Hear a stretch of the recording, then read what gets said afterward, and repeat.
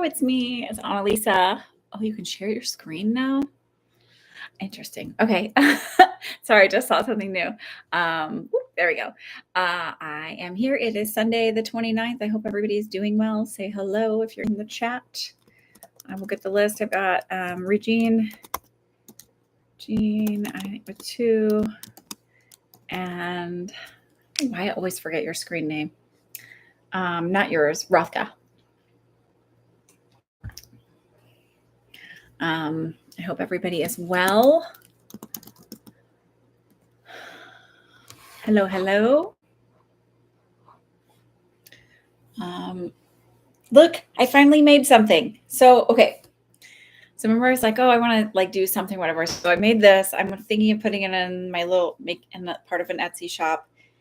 The only thing is when I made this one, I had this, I didn't make it small enough because there's a bottom part that says fall la la la la.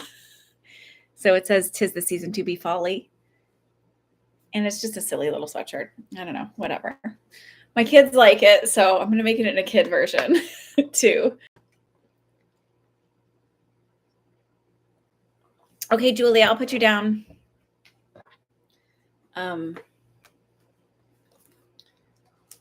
also thinking of when I do this, I'm going to put things that are sort of more geared. There's a lot of stuff where my 13-year-old,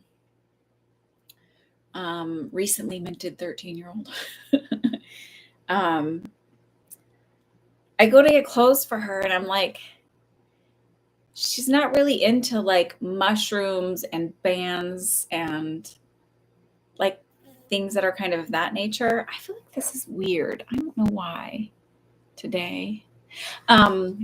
So I kind of want to design some clothes for her that fit more her personality or put little things on that are, because otherwise she just wears really things that are blue, or she'll want a cute little bunny shirt that my littler girls have, and they don't have it for her. So I may be doing that too, just because. Okay. You have a hard stop at 5. Let's get you done then. Let's just do yours, Rothka, since you're second, but you're over there. That way you can get some sleep. Fair enough? Fair enough. Also, I'm going to say this again. I'm going to share just a couple really quick things about, and this is just, if you don't like this, too bad.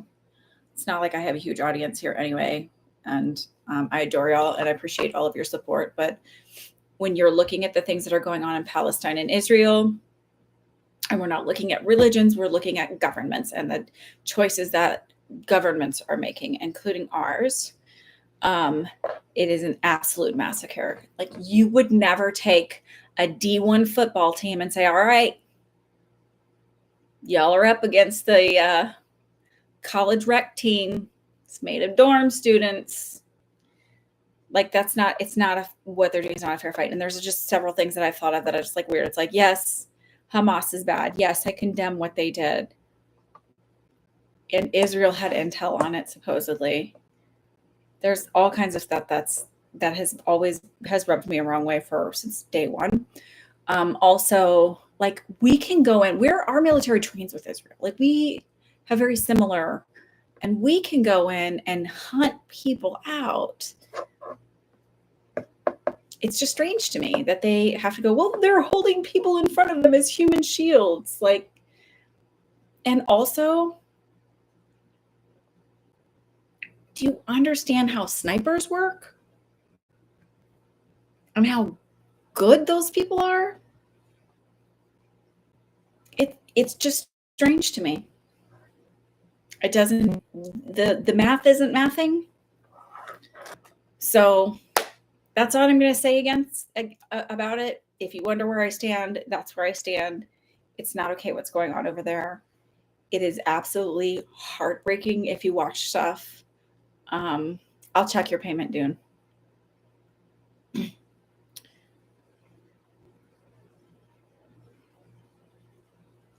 Okay. Oh, you got 2 small properties? Woo! That's awesome. So there was 3 of them. Fabulous. Thank you for the validation. So the other thing that I noticed, okay, so these are the other thing. I'm just going to say two more things. When this is how my intuition works. I watch all kinds of stuff. I love learning. I don't know if there's a name for it, but biblio something or another. And I hated sitting in school. I love the format of just being able to learn online and also then fact check, right? But I remember I follow this person that does things of like where they talk about like who the congressmen and congresswomen people in our representatives are, what stocks they're buying and selling. And I remember seeing that a lot of the Boeing stocks and a lot of the industrial war complex type stuff was going up. And I thought, oh wow, we're going to go to war soon. Like there's war soon. Like that just doesn't happen, organically. Like randomly those go up. Hey Lexi. So I'm checking payments. I don't know.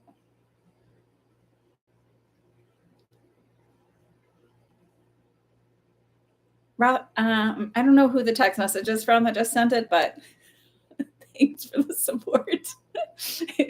I think I know who it is, but I'm not 100% sure because it came through on a weird number. Okay. All right.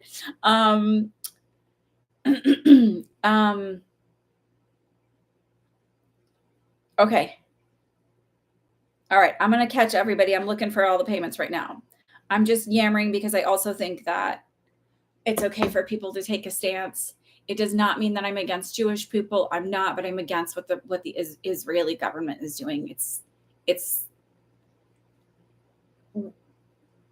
They are heavily armed. It doesn't make any sense to me.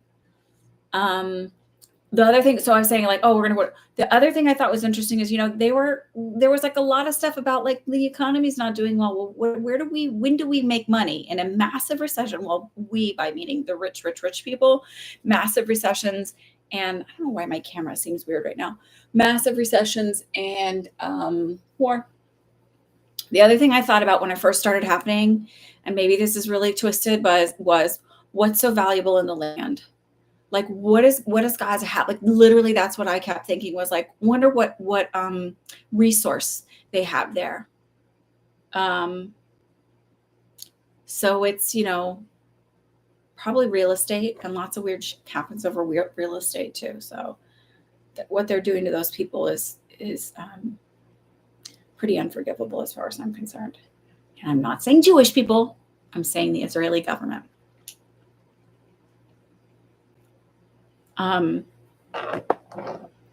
So they're basically shooting fish in a barrel because they have. It's just when you really start looking at what it is, it's so messed up. And again, I'm condemning Hamas. It's not about that. But there's children being slaughtered. And that's not okay on any ground. Julia, I have yours. Okay. That's it. That's my hard line. That's what I'm saying about it. Follow me if you want. Don't follow me if you don't want to. That's okay. But that's where I stand. And I think things like the Holocaust occurred because people didn't take a hardline stance because they were afraid.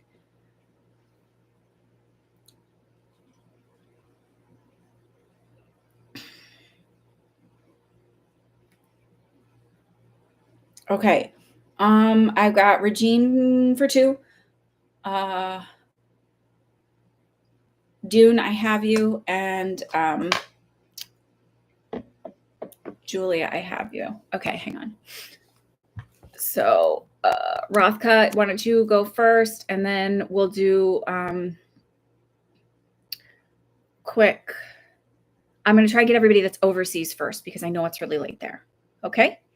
And I get tired at like 8:30, 9 o'clock. So maybe I'm the only one. I'm trying to figure out why I feel like this is like not really looking at me. I don't know. And like, I feel like I don't know. I don't know, y'all. I want it like in the middle, but then I need to be able to see. this. Let me see if I can do this pop out, if that works better, and then I can get you in the middle. Sorry, I'm fooling with this and I'm talking to myself. It's just, I just like looking, like, thank you. I like feeling like I'm looking in the middle of this. And then I wish they had this set up differently. Like, there, I don't really need to look at me. I don't really care what I look like. I mean, I don't really care what I look like, whatever. Okay. All right, Rothka, let's go ask your question. Homegirl, you're welcome.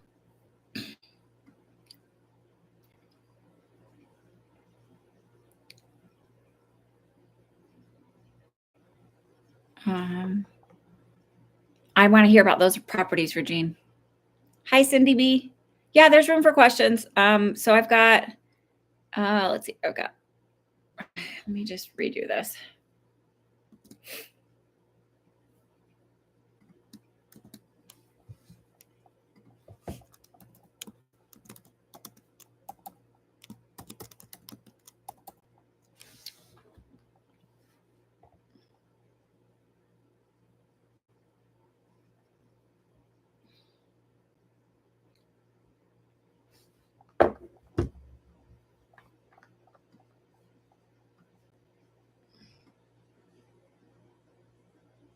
A general reading focusing maybe on life purpose stuff.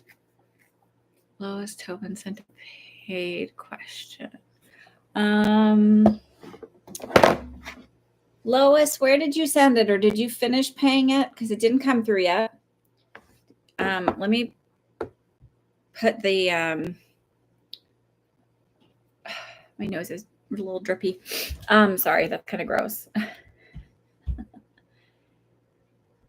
Roommate was gone a month earlier than predicted.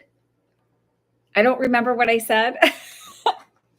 I got Cindy. I got one. Which PayPal did you send it to?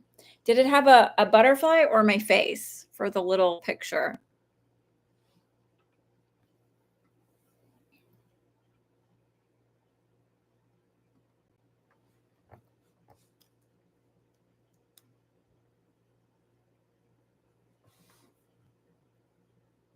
Okay, but you probably sent it to the other one. Okay. All right. So this time I'm gonna let it slide. The next time I need you to send it to the one that's linked in my emails, because it just helps me keep my business side and my private side. Like, it's easier for bookkeeping. That's it. And I get a little scattered as it is. Let me link the payment for next time. Oh, it's easy to get the emails. I send them once a week, right before the thing. So if you go to my website and you just subscribe to them, that would be super duper power trooper. And then this last thing, and then I'll get started.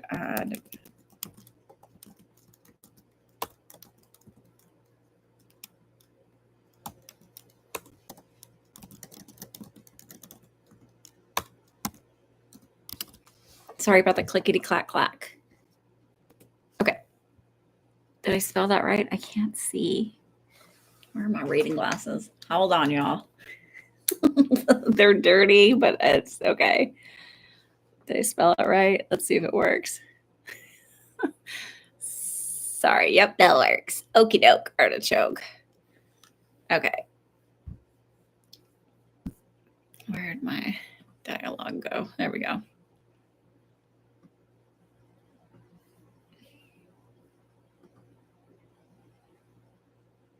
All right, there's the payment. Okay.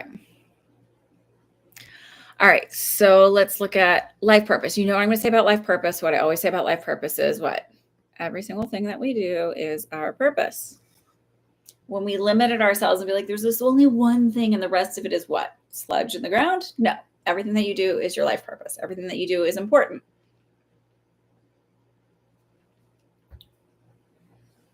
Oh, you know what? I forgot that yesterday on my rocks. I'll just use this one. we did trunk or treating at my kids' school yesterday, and I did like a practical magic theme because I like that movie. And I thought, that's Halloweeny. Witches are Halloweeny. And like when I started setting up, these two little girls walked by who were probably in like second grade. They were like, that's not Halloween. I mean, it's pretty, but it's not Halloween. And I was like, up yours, kid. Just kidding. I didn't say anything. But I was like, oh, they're the a-hole little girls. And then they were, oh my God. Then they were walking by again. And the one little girl, she's like complaining like this, like little old lady. And I was like, oh, Lord. Someone needs to teach her that sucks. Okay. Okay. All right, Rothko.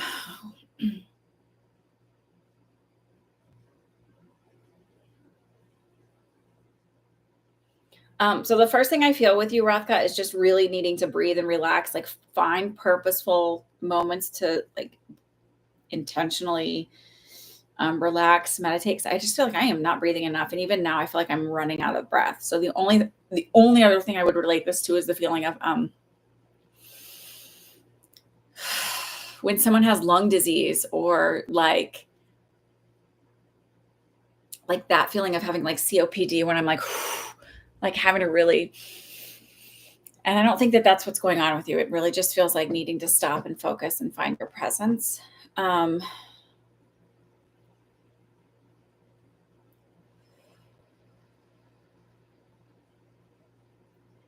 also feel really tight in my right jaw here.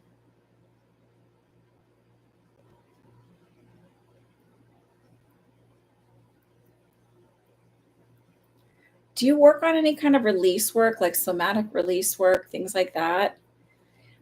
It's funny because they're sort of like talking, and part of you're getting knotted up and not feeling as like safe and secure at where you're at. It's just the fact that you feel um, like it's this idea of it's supposed to be this certain way, or you should feel a certain way when picking your purpose, or it should be this certain thing, and it doesn't seem to be lining up with this idea of what it is. And so it's like creating even more tension and stress. And I'm not trying to laugh at you. It's just like we are all guilty of it. I heard now I don't remember who the actor is. He had a very, very successful show, like several seasons. And it was Topher Grace. And he was talking about how like their show wasn't even really successful, that 70s show, until like the 5th season or something, which I have no idea. And he was saying that like what you don't realize is when you're doing something and building your dream and that idea and your purpose, like you don't realize when you're in it. So this is just sort of that reminder that you're in it, even if it's not like the pinnacle where you can say. And I've had several conversations with one friend in particular who is also an entrepreneur. And I was super excited for her. She's a photographer. And this is usually the busiest time of year for her. Family photos, and the trees are changing and all that. So people really want their photos for, the holiday cards and all of that stuff. It's beautiful tree colors behind them. But she's doing exceptionally well this year. And I'm so excited for her because it's one of those things where it's like, there's been so much work that she does the rest of the year and the years and years and years before that feels like it's finally paying off for her. And I'm excited for her for that because she does the day in and day out. And it's like, oh, well, she makes all the posts on all the social media, and she posts on her social media, and she does all the stuff. And she's constantly tweaking and constantly thinking and constantly looking at like, well, this isn't working. So how can I grow here? And this is like, she is constantly evolving and growing. And it's like, yay, big month for her. And it's sort of one of those things is like, I feel like you're in that space where you're not seeing the fruits of your labor yet. You're kind of in the winter time, right? And I honestly feel like you're not supposed to be changing what you're doing. You're not supposed to alter or go about course. It's like, just keep going, just give it more time. Hang on. I feel like I'm going around. Hold on. It's 45-year-old eyeballs time. Sorry. Okay. We're just grandma here. Y'all, what's crazy to me is when I see things and they're like, oh, this Gen X grandma. And I'm like, what? Like, who's a Gen X? But I'm on the very young end of Gen X. Okay. I feel like I'm going around with my innards. Also feeling a bit lost. Yep, general reading, whatever. Okay. Okay. I mean, I have worn contacts since I was 14. I wore glasses starting when I was like 12 or 13. But and I tried the bifocal. I really need to get my eyes tested for this other thing where I don't think my pupils line up right. And you can kind of see it in pictures. And I think it's part of the reason why I like such horrible motion sickness. But I can't wear, like I tried the contacts where they do bifocals and I was like, nope. She's like, well, most people get used to it in like 6 weeks. I was so dizzy and felt so disgusting. I was like, yeah, no, I'm not even. I spent 20 weeks each pregnancy throwing up. And like, no, I'm not doing that anymore. I am 45. I'm 45. That's me. It's just because I'm so immature. That's really what it is, isn't it? I just need to grow up a little bit. Okay. So it's just this feeling of like, good Lord. It's not, it's like releasing the idea that you need to be somewhere because that's what's sort of really keeping you stuck instead of opening it up.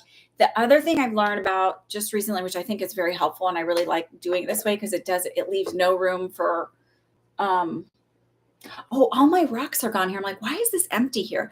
I used them in my decoration. I forgot to put them back for the car. So, see, I just can't do readings without them. Kidding. Sorry, scatterbrained.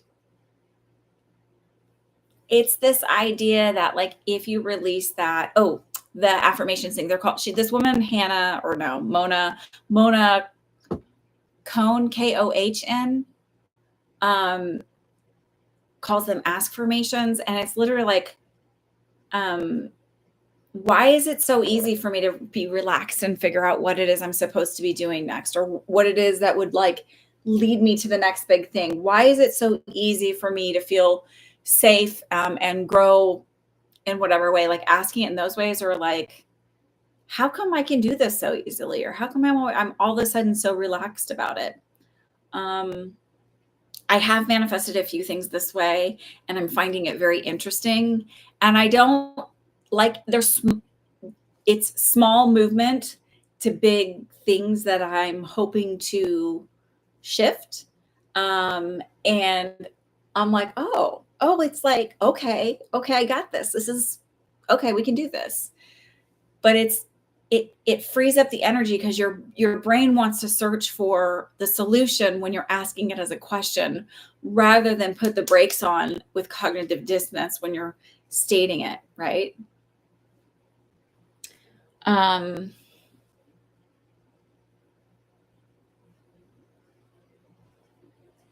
don't know if you had a bit of a tiff with your spouse, but I just like got this feeling of like needing to make things right.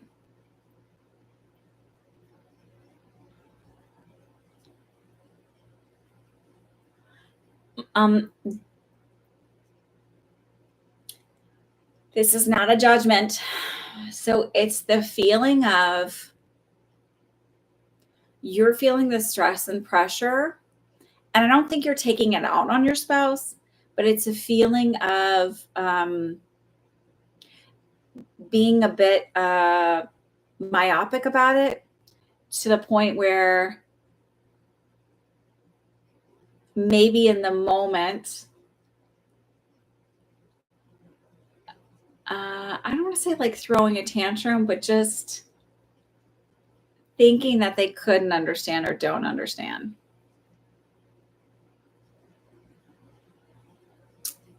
And it also feels a little bit of projection of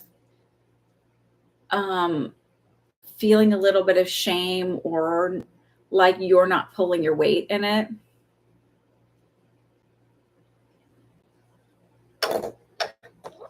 Oh, when you said I know grandma's younger than you, when I was a nurse, I was 27 and I was at the time, and I was working in a NICU. But the baby wasn't like really early or anything like that. But there was a 27-year-old grandma. Her daughter was 13 and her grandbaby was just born. And I was like, oh, like, so she was, had also been a very young mom, but I was like, oh my God, I could be a grandma. Like, you texted your question. Hang on, Lois. Okay.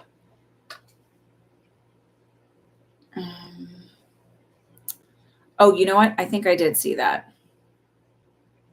Got it.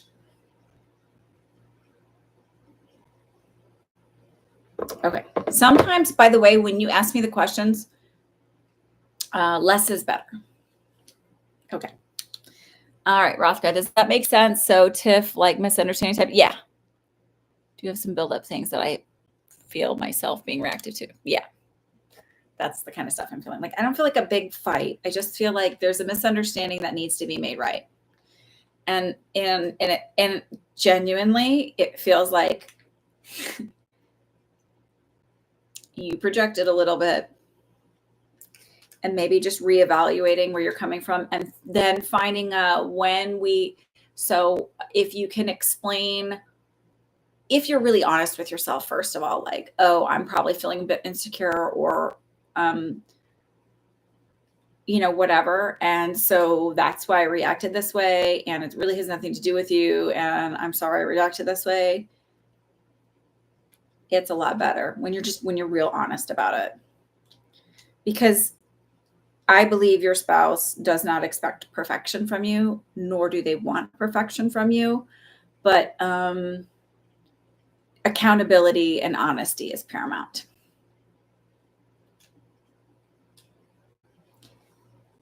These get so many fingerprints on them, and they're not like they're cheap. So let's be honest. I'm not even going to say like they were inexpensive, like us to not sound like they're cheap. They're terrible, and you can see my ring light in them like 85,000 times, but I can read with them. So I should just get like a monocle and be like the Monopoly guy. Okay. Okay. Is that okay? Please forgive me. Don't shoot the messenger.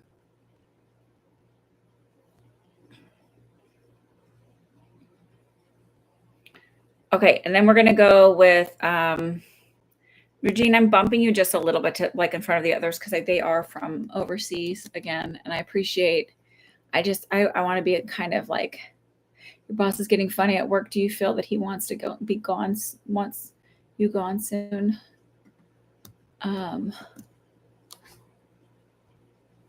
We are all humans in progress. Thank you, Regine.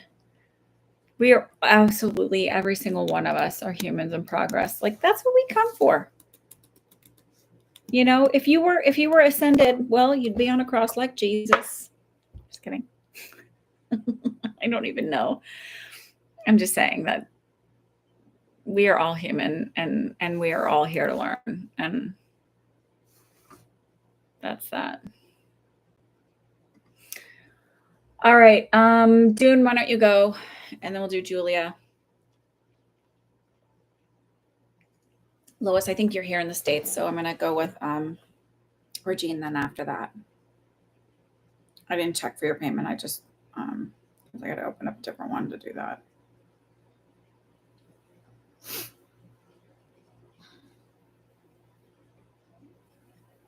And if you go to my TikTok or my Instagram, you can see a general for November. Okay. You can see what my card decoration looked like. I was proud of it. Oh, I put the wrong thing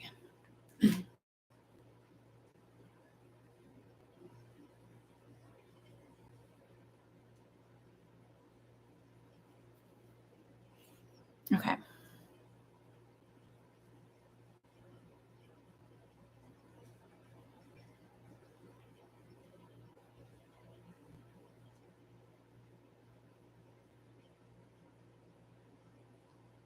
Oh, I pay more now. I feel like when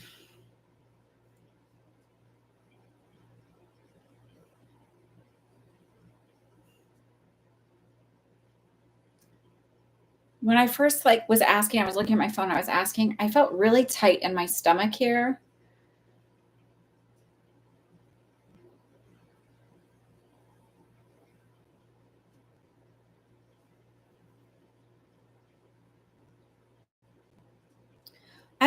I don't necessarily feel like you have a heart issue, but there's some like other stuff coming up for me, which would be like,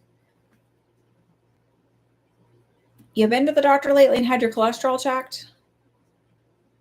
Because that feels kind of like a little bit of a concern. Like maybe you're not taking the best care of yourself. And I feel really tired in my hips. Like my joints and my hips feel just really sore and tired. Does that resonate with you, June?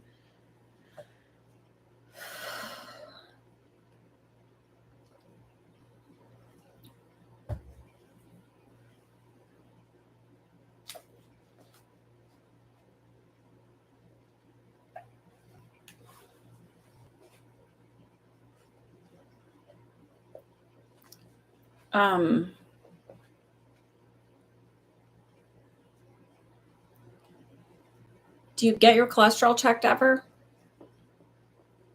So, I mean, look, it could be as simple as like making sure you're getting enough vitamin D, like supplement wise, or doing like the light, whatever they can do that light thing, I don't know, some kind of light you can sit under. Because vitamin D is really important to your cardiac health and your cholesterol and all of that stuff. There was just something there that kind of caught me. You check your blood once a year.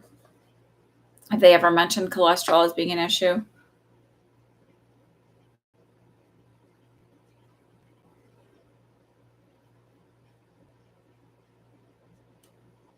I don't know. It was just something interesting. So it's not to alarm you and be like, oh my God, I'm gonna die. Like it doesn't even feel like that. It just feels like an awareness. Oh, because I said sorry. It just there's something there where I just felt like a little like it might be a little extra stressful. And it's interesting because I do feel like you said it's a hard month mentally, but I also feel like you carry a lot of stress and there's not really, you don't have really an outlet for it anywhere. Um, and you just really sort of internalize a lot of it, which is not healthy. We all know that, right? Um, your kids live abroad, yeah. Do you go to therapy? Or do you have a support system? Or like, do you have friends beyond, and I'm like getting no, like beyond like surface level where you sort of like where you really are pretty open and because I just feel like I need to process a lot of stuff.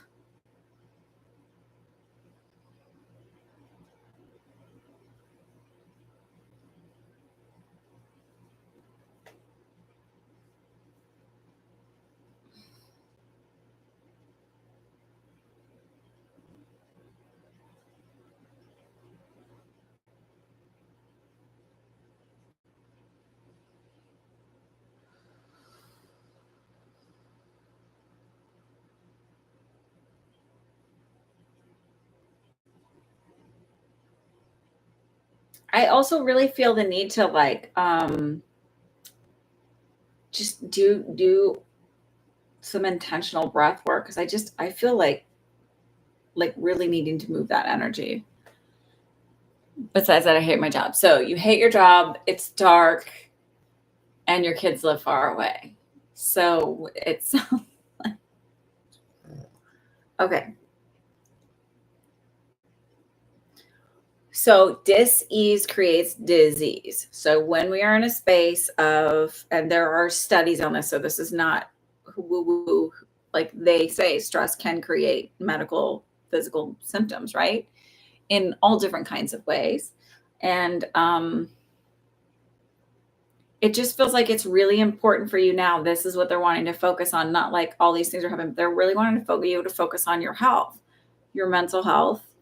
Being that you have a job you hate, you have like all of that is like, so when you're not there, spend time kind of centering yourself, grounding yourself, do some breath work exercises.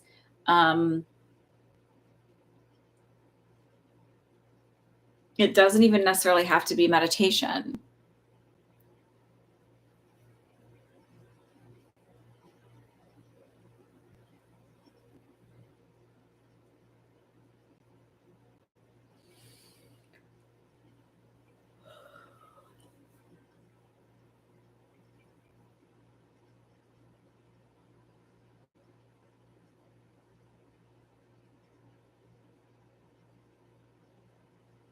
Do you only see your kids like on holidays in summer? Like I feel like I don't get to see them much.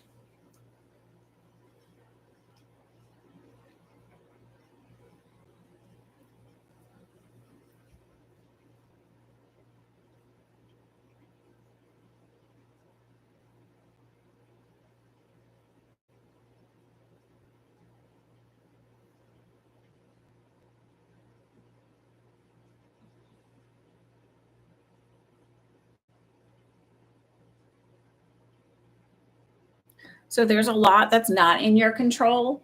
But it feels like really like getting on top of your health is really important right now. So maybe it's something where they need to check your vitamin D levels. Maybe they're a little bit lower and you needed a little extra something to help out. And then also just get your cholesterol checked. But there is a correlation between low D and cholesterol. I could be wrong on that, but I'm almost certain.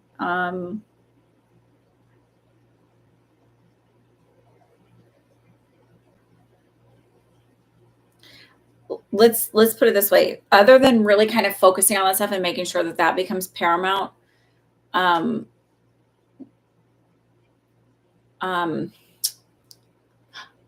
sorry, I don't see anything major happening in November, like anything terrible coming along the way. But I also don't see it's like it feels more the same. But they're sort of like we really want you to focus on these things. I discovered this thing, not like I'm the whatever, but again, some neuroscientist woman shared that she listened to 40 hertz binaural beats while she was writing a paper. Just like it was so much easier. So I was like, oh, yesterday I needed to get a lot of stuff done in a short amount of time in the morning. And so I thought, well, I'll just put these on. And the thing that I found for me was that, hang on, it quieted my brain in a way that it normally isn't. Rothka, this might be good for you. Where like my brain is constantly like there's constant noise, like constant, like everything just and I was walking up the stairs at a point. I was like I'm literally not thinking about anything and I'm just going to do something. Whereas there's not a scroll, a constant like, movie credit kind of thing of my life, like of all the things I have to do and all that. It was like quiet and but I was listening to these things. It feels like that actually might help you. So they have it on Spotify and it's on YouTube. It's like 40 hertz binaural beats, and it's for focus. Um, they have them for other things too, but I feel like those might actually be really helpful for you. You don't have to do anything with it. So there again, it's not that I'm seeing anything negative. I'm not seeing anything like it does feel like you said, it's a hard month. It just feels like there are things that you need to focus on though, as a way of helping yourself through that. Um,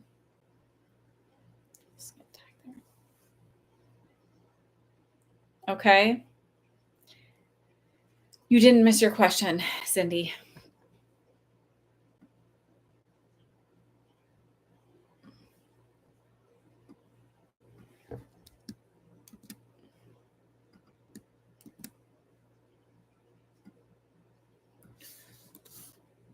It's just they're really wanting you to focus on you, focusing on you and your health and your looking at that because there's aspects to and I'm not trying to be like, oh, there's no such thing as bipolar, but I do think that mental health is really connected to making sure that we're not vitamin deficient and not, and like our gut is healthy, and that we're sort of like the parts that we can do and focus on us is like doing breath work and meditation, and therapy is great, but I know that that's not an access for everybody, but there are things that people can do that are other, not in place of, but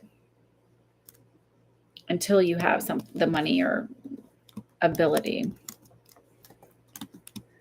I do feel a little bit like Dune, like you're a little bit of the glass is half empty kind of guy. Like I feel a little bit of the Eeyore energy. And it does feel like needing to push yourself through to get through that period of time. It doesn't feel like anything terrible is happening. It just feels like kind of status quo. And I know that's not what you want to hear when you're like, God, I just wish something really amazing would happen. But it just feels very kind of status quo. And they're saying, well, just please look at, it does feel like cardiac health, cholesterol, learning to decrease your stress and do those things, find the coping mechanisms that help decrease stress.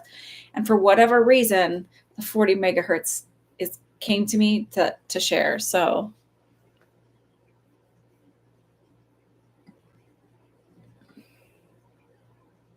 you financially, I feel like you're okay. I just feel status quo. Like I feel like there's not a huge change, but so financially I feel like okay. I don't feel like a big pitfall or anything.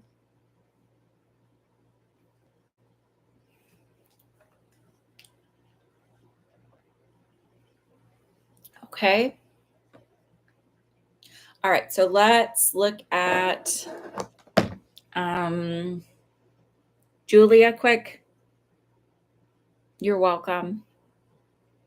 And then we'll do, you know what, I need to put these in the right order, and then we'll get to Regine. I'm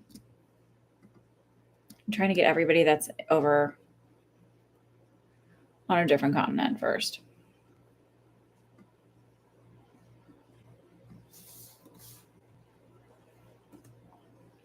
Me and my husband are on totally different pages, and I'm going to resentful with, and I'm getting so resentful with our relationship. I'm not laughing at you. I'm laughing because I'm like, you should go on feminist TikTok because, man, you are not the only one. So this is not psychic. I'll go into the psychic part in just a minute, but this is the not psychic part. So when COVID was first hitting, there was a lot of stuff like, oh yeah, when these kinds of things happen, there's like a rash of divorces that will happen sort of in the years following a big pandemic. I also think part of Aquarius being in the age of Aquarius is you're seeing it not only with like on the big political front where people are like, hey, this isn't working.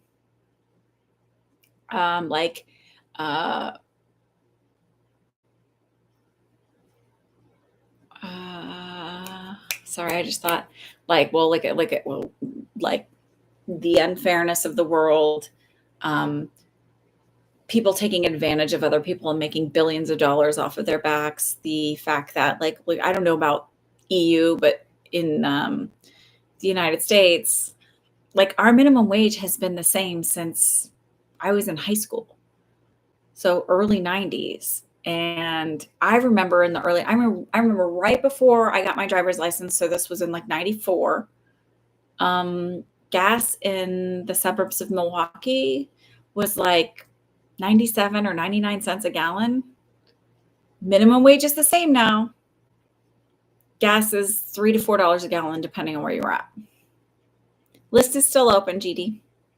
$12 a question. I pinned the payment where you can just click on it to go to my PayPal.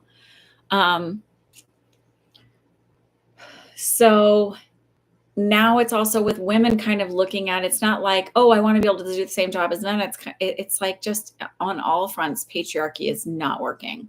And the sad thing is, and this goes with racism too, is like, it harms everyone.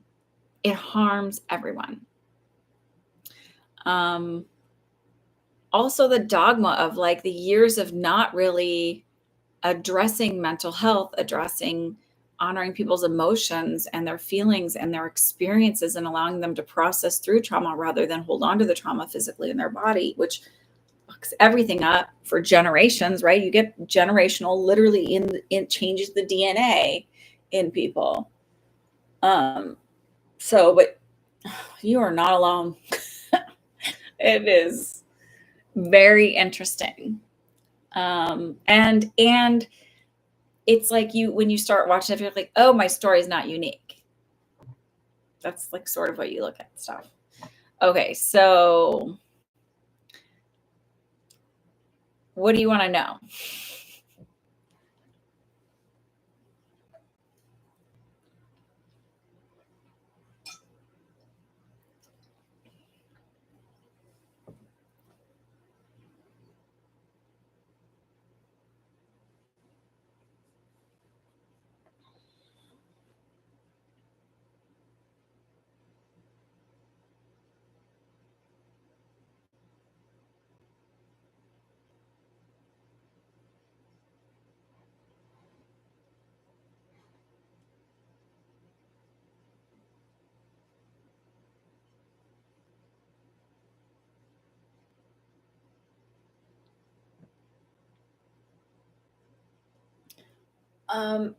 There is no should. So I'll say that. You will be okay if you go separate ways. I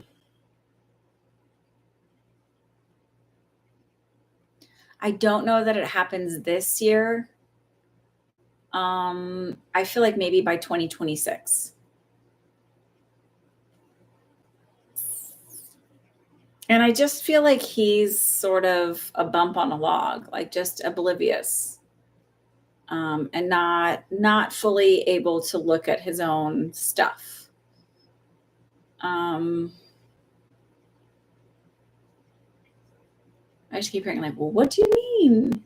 Like, he just doesn't. He's like, what do you mean I did something? Like he doesn't. It's really hard for him to like look at himself.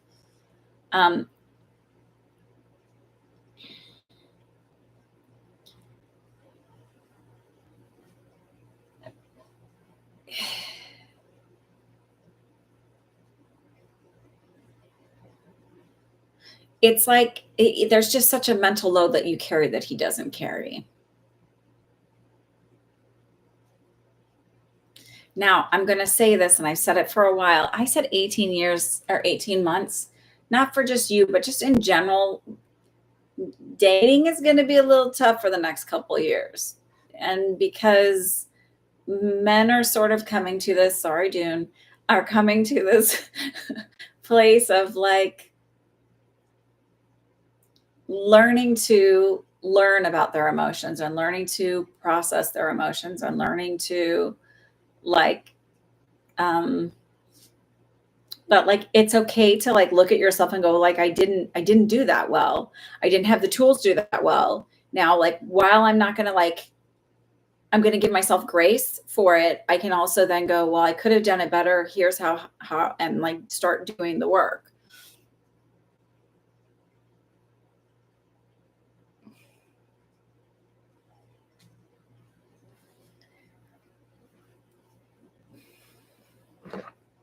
So sometimes I can't on this app. I don't know why I can't see the whole note that you guys write. So do you mind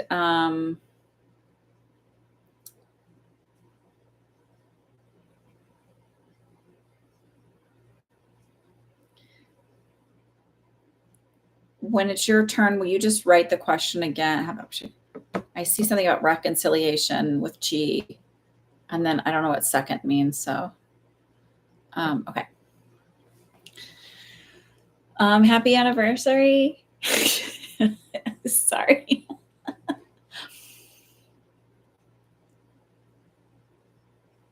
Oh, just when I said 18. Oh, okay. How interesting. Okay. So it's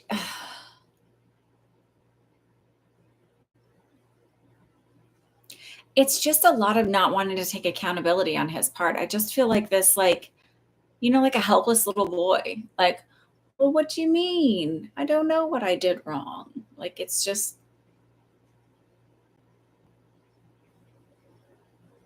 I feel exhaustion. What do they call it? Decision fatigue. Like, I feel like on your part, a lot of decision fatigue. And I'm not trying to be like, but it's so hard. When you have an anniversary and you're like, is this gonna work out or crash and burn? Happy anniversary. So I keep seeing 2026 being more of a significant change. I saw something the other day that was like the reason why marriages last so long is because women just tolerate a lot of stuff, and like let a lot slide. I don't think that's going to be the case for a lot longer. I do feel like the institution of marriage is going to change greatly over like the next 6-7 years, because I feel like a big difference by 2030. And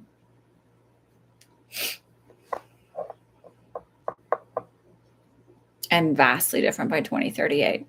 What's that going to do for you now, though? And that's not you, that's just in general.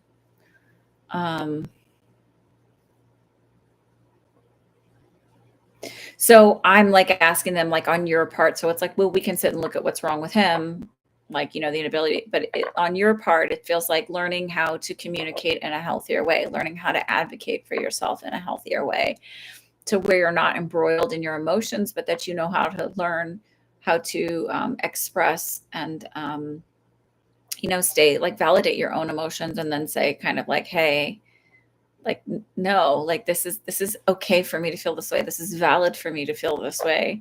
And like, it's not me going, you're a terrible person, but it's like doing it in a really healthy way. It feels like that's like sort of where you need to focus right now.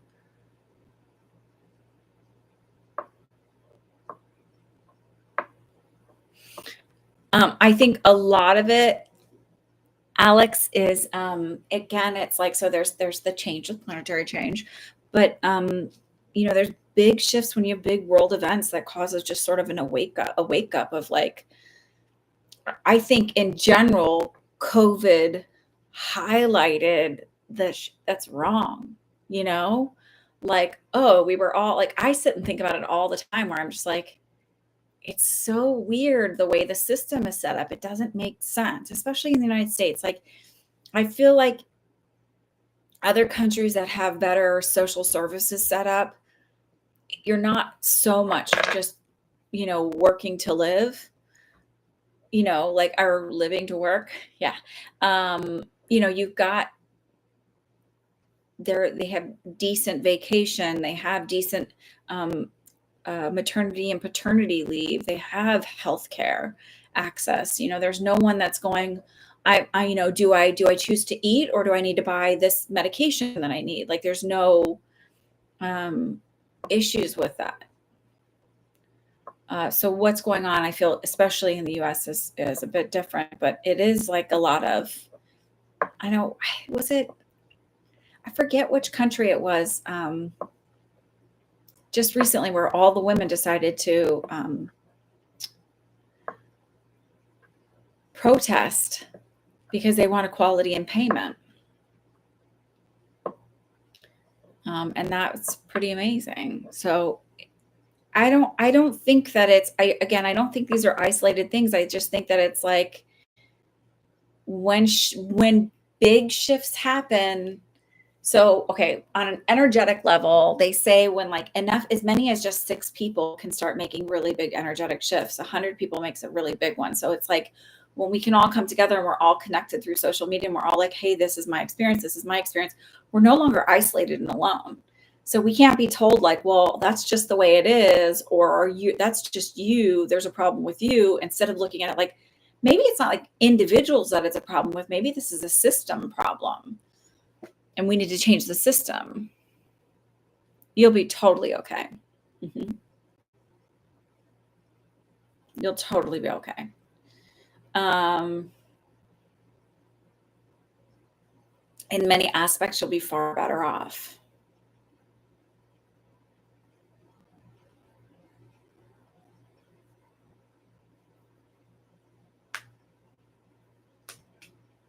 So.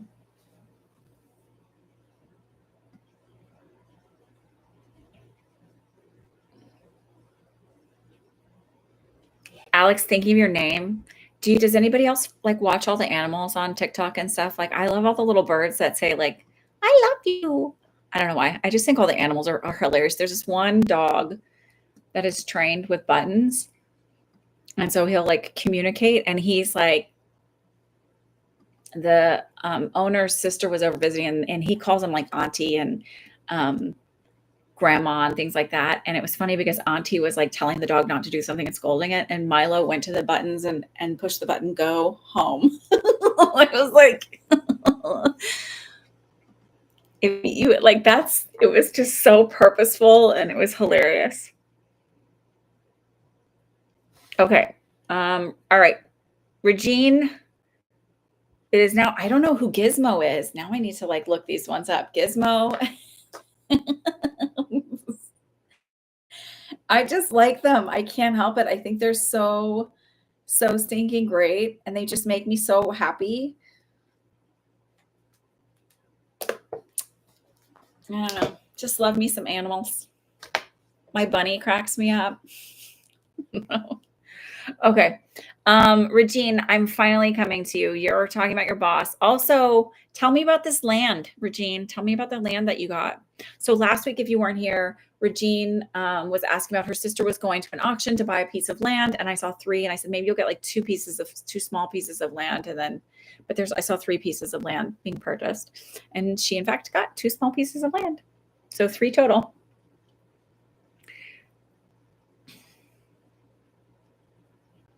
Mom Beats Me? Oh my God, I have to watch this. He's on Facebook. I'll have to find him.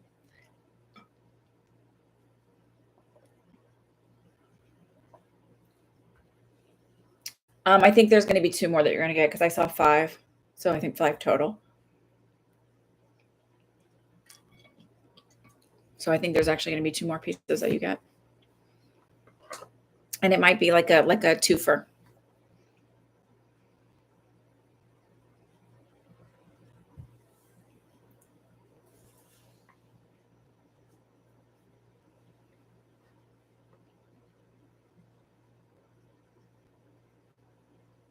So congratulations. I hope it's like,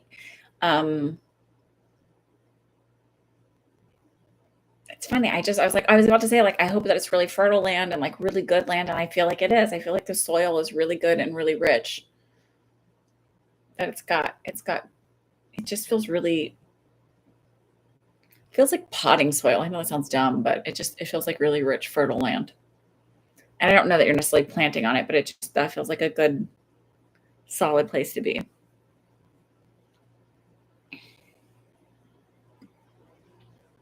So, okay. So your question about your boss, hang on, let me see if I can scroll up and find it. Okay, here we go.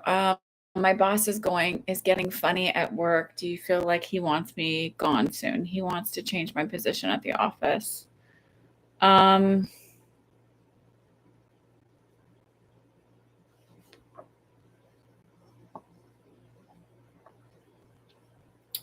So Alex, these are paid readings here. They're $12 a question, and I donate 30% to the Community Food Bank of New Jersey because food scarcity is real, and every dollar that we donate there provides for 3 meals.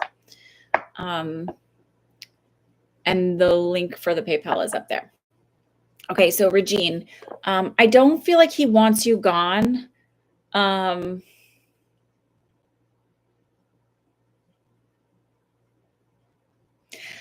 All right. So I feel like he feels the upheaval of things that are going on in his life and the absolute lack of control that he has over it. So it's just this feeling of needing to do something, make shifts and things like that to feel like he has control over something. And it feels more subconscious rather than no, this is why I'm doing this. And this is like, I need to control something. It just feels like that subconscious of like, what can I control? Brainstorm, brainstorm, brainstorm. Oh, wouldn't it be great if she did X, Y, and Z? Again, I don't feel like you're going to be there forever, though. Maybe 2 to 3 years more, and that's it. And it doesn't feel like we leave on it feels like we leave on amicable terms. It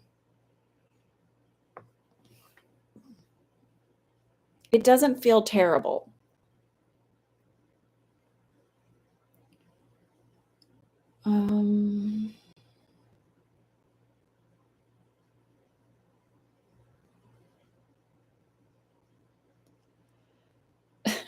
They showed me a stapler, like a little staple going, and it's like he's trying so hard to like keep it all together, and yet he's like doing everything with like staples. Like, so it would be like I'm trying to build a place with staples when it's like really you need nails and screws and all of that stuff, and like, proper joints and everything else. And he's just like, if I just stick a stapler in this, it'll just.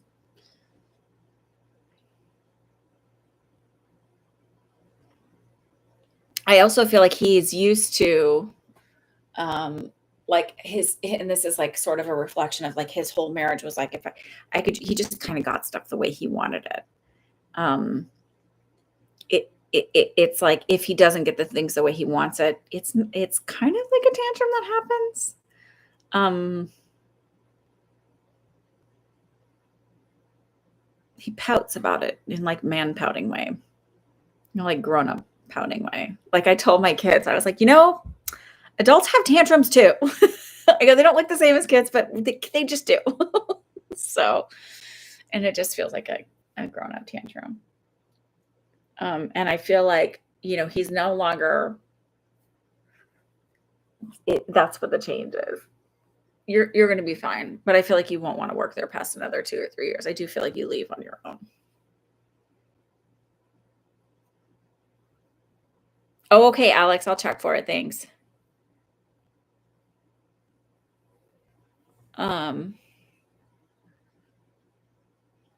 So here's the thing. If you, right, I believe in manifestation, and if we don't change our mindset, then like we can create our reality, negative or positive. So it just feels like if you are like, it feels different, that means it's going bad. And that's kind of a trauma response. Like, not that I'm a therapist, but it is kind of that response of like a history of like something's bad, that means it's terrible. Sorry. It's that inside to automatically default to like, it means it's going to be really bad, rather than like, okay, what if you went to the place of, because this is what I feel it really is like, okay, even if he decided to get rid of me, A, I would get unemployment, and B, I would definitely be okay, because I have skills that are definitely transferable and definitely valuable. And I feel like hired very quickly.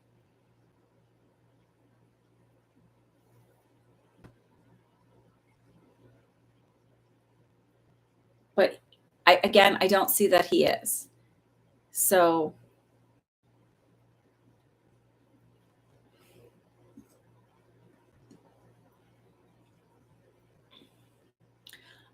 I do feel he has a little bit of paranoia on the side of like knowing like, well, what does my sister say to her? Blah, blah, blah. But as long as you present yourself in a respectable, like full of integrity way, which I believe you do, if you continue to do that, it's going to be fine. It feels like the next 2 months are going to be a little bumpy and a little weird, and then it's fine after that. Okay. He wants you on his crypto.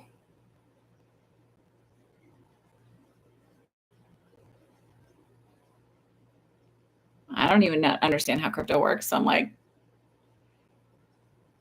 as long as it's not pulling from your own bank account, it's just your name on it. I don't know. Wait, he wants 10 million by 2025, but are you having to invest in that in order for him to get it? Because that's not his end.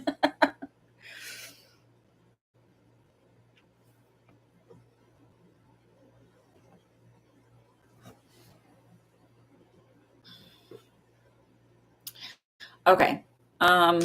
You had a second question. What's your second question?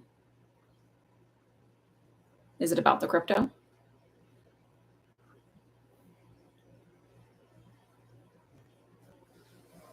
Sorry, I'm yawning so much.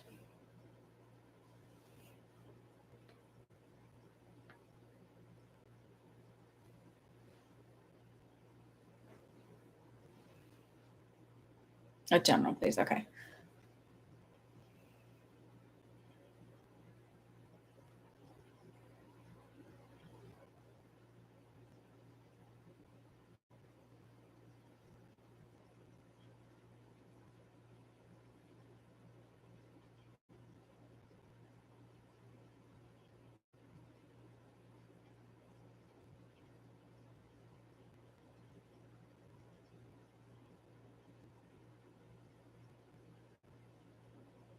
I'm trying to get past a little bit of your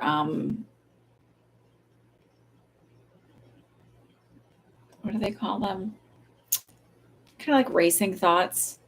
I do feel like your left upper, if you have wisdom teeth, it's your third from the back. If you don't have wisdom teeth, it's your second from the back. Might be an issue coming up there with that tooth if it's not already bothering you. I also feel really, really, really, really tight all the way down my neck. Again, the jaw, neck here.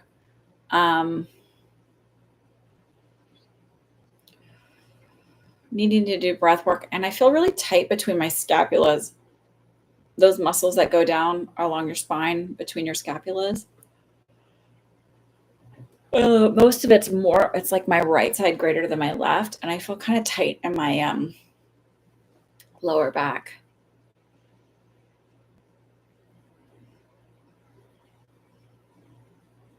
That's weird. Has your boss ever given you so for anybody who doesn't know this, because I want to give this preface so it's not like totally creepy, weird boss thing, but he is a family member by way of marriage. But has he ever like rubbed your shoulders? Because all of a sudden I just felt like, I don't know.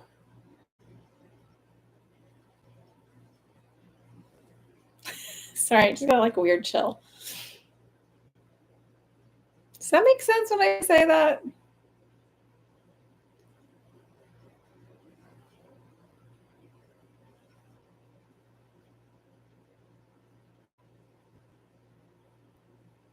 And do you know if he drinks at all?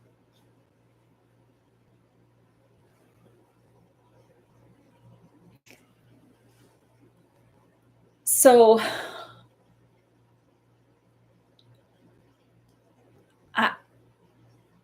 do you know if he drinks at all? He doesn't drink.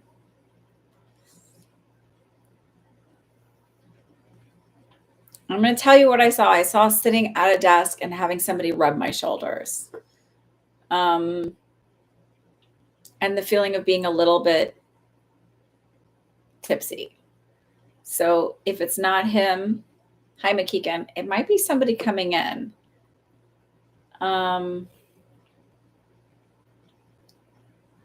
Like not fully wasted or anything like that, just a little bit buzzed.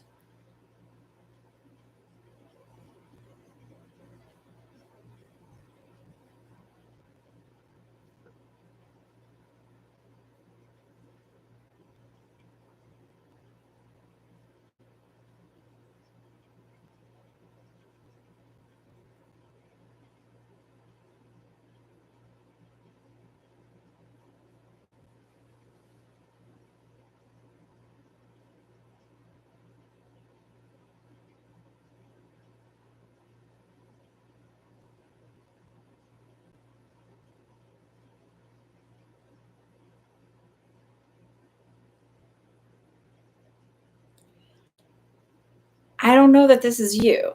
So this is what I'm saying. Like it feels like him. So this may be someone coming in if it's not your boss. It's like an interesting dynamic. I don't necessarily feel that you're taking this on as like, oh, I'm totally into this. It feels like somebody maybe not having good boundaries.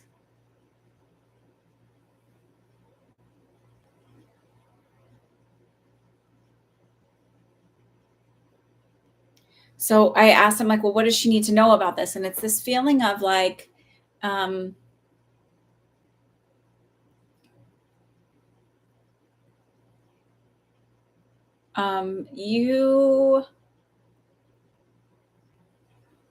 It's not to say that you're a people pleaser, but I feel like you're really intentional about not rocking the boat and like maintaining the peace and make sure everybody's happy.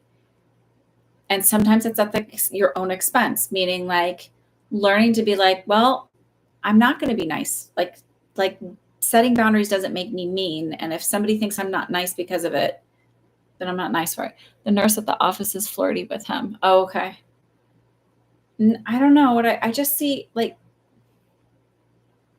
I don't know. I don't know if it's him. I saw a man who's, he's not overly tall. He's not super short, and he has glasses and more of a roundish face.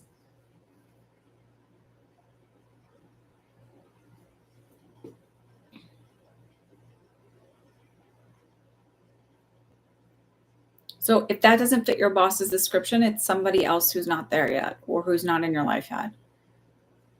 It's just what I'm seeing. And it just feels like it's important to, like, setting boundaries doesn't make you mean.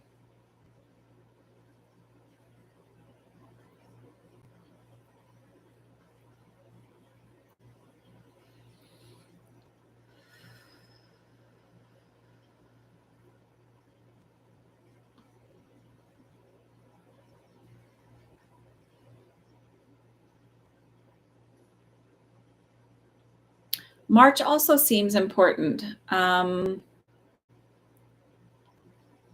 leaning that towards maybe like a more relationship, like personal romantic relationship in March, um, rather than being a work related issue. So, okay, I'm going to leave you with that.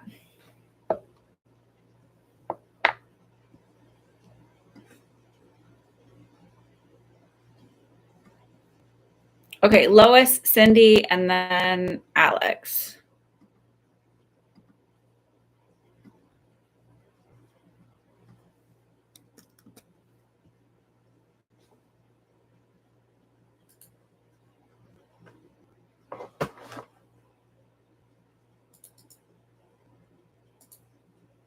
Also, by the way, if you're wondering why nobody has come in, and I just feel like you're sort of not really looking. And if you listen to anybody on feminist TikTok, you might not want to look. So.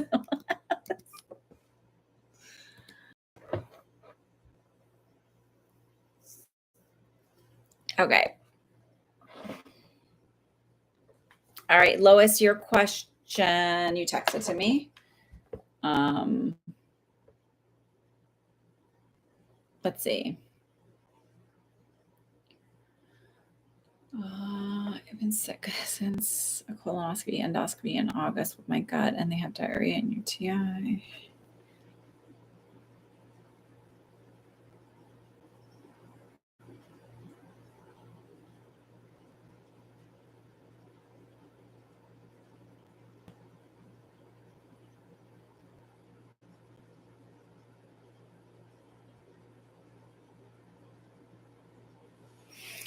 I actually feel like, are you here, Lois? Are you here? Are you here? Yeah, GD, I think your payment did go through. Hang on. Okay, Lois, here we go. I actually feel like you are just, I don't necessarily feel like, oh, you did something wrong. I feel like there's some metabolic imbalances going on. So, I'm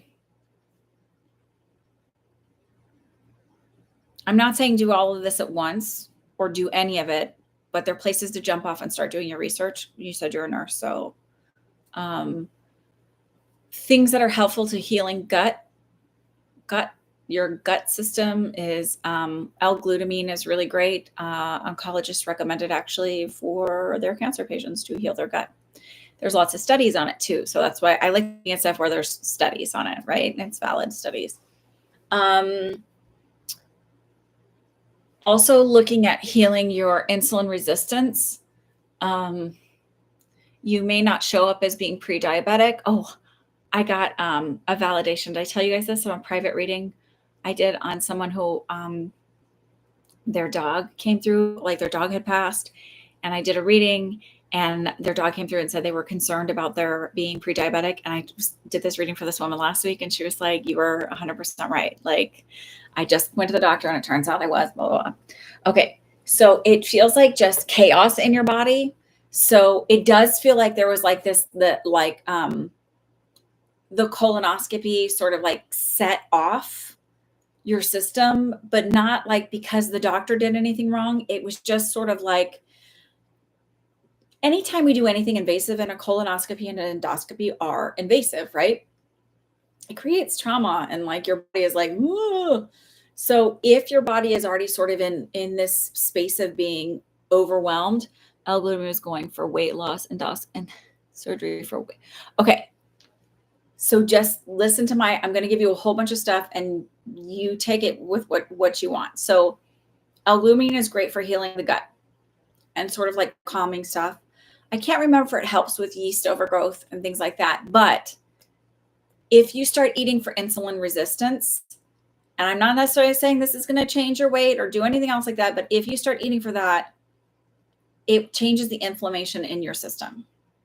So I can tell you that, and there is somebody I follow on TikTok who's, they are autistic and like love learning and reading science stuff. And so they're like, to me, it's like, they have all of the articles to back it up because it's like, it's their special interest. And I put a lot of weight into somebody who has a special interest like this because it's incredible.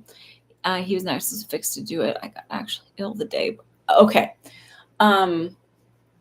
I just, what I'm saying is it feels like it set something off, right? It feels like having that procedure set something off in your body is like, we're already overwhelmed with inflammatory processes and things going on. And like, it just was a lot. I actually feel like had you had the surgery and gone through with it, it feels like you would have gone through a massive, massive, difficult recovery. I almost feel like wounds dehiscing and other things going on. Like I feel like not doing well. So it's better. So, okay. So L-glutamine, eating for insulin resistance. What does that mean? In your diet, you want to make sure don't focus so much on carbs. Like, when they talk about macros, you look at carbs, fats, and proteins. Focus on fiber, protein, and fat, healthy fats, right? So butter is actually okay. I'm not going to sin against butter. Avocado oil, olive oil. Making sure that in your diet, like whenever I eat every day, I make sure that every meal has fiber in it and protein in it.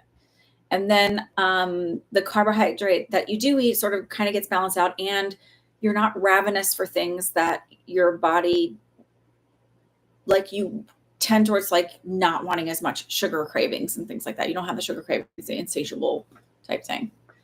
I get that. So, or I used to get that. And when I started doing this, and then also just walk for 30 minutes a day. So that's not about get your exercise and lose weight. That's literally about that helps with your blood sugar level. And I know, the client that I did the reading with, I was like, oh, Liz, earlier this week. And she said the thing about insulin resistance in nursing school, they don't really talk to you about insulin and diet, and from a standpoint of like doing it as a preventative and like looking at your insulin level and where it's at. You're looking at it to balance out somebody who's type 1, right? So you're doing diabetic exchange. Just look at getting the fiber in your diet. Things that are great and high in fiber, like lentils and chia, are really high in fiber. And then making sure you're getting like 30 grams of protein at least per meal. Some people you will see that like, oh, you only really absorb 30 grams of protein. You only use the first 30 grams of protein towards building muscle. And then after that, your body does use it. It just doesn't use it the same way. You're not just like dumping it.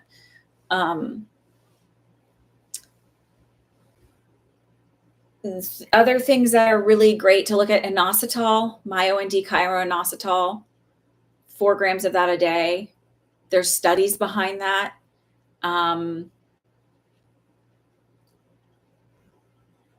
Burdock root is great for burdock root tea, is great for insulin resistance.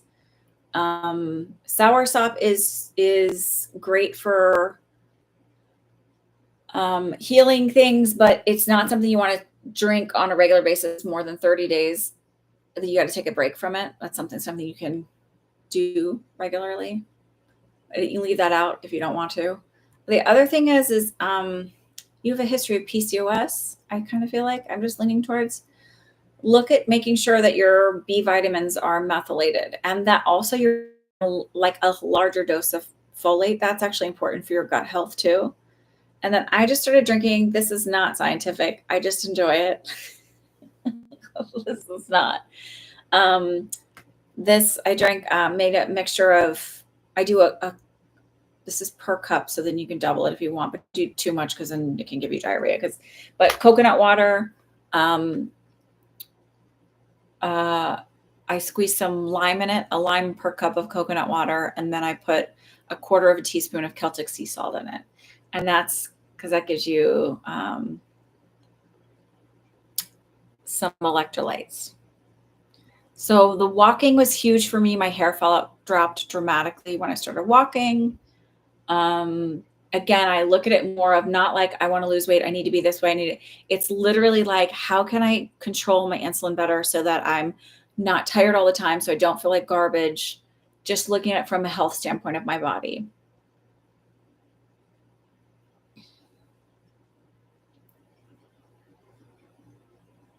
So doing swim, that's fine.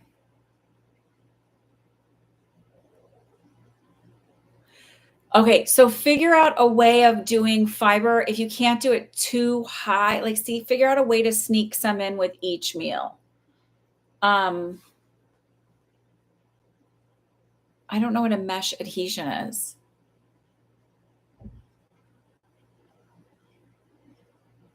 And then your doctor may, but fiber is really important for your insulin. So it's like, if you can't, I don't know, like maybe your doctor has another way you can do it, but it just feels like making sure you can get, it doesn't have to be super high because lentils then are super high in fiber. Actually do salt, lemon, water. Okay. Change it, instead of water, use coconut water.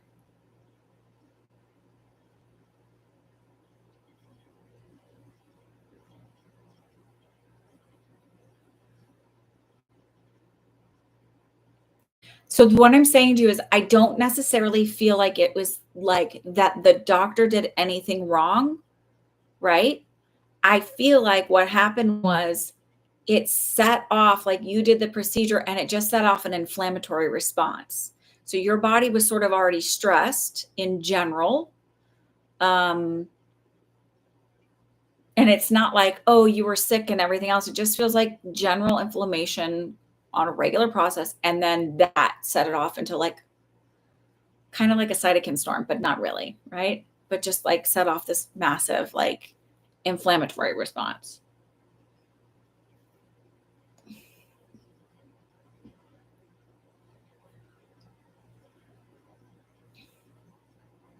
No. So coconut water shouldn't be high in sugar. Coconut water is just coconut water, not the sweetness one.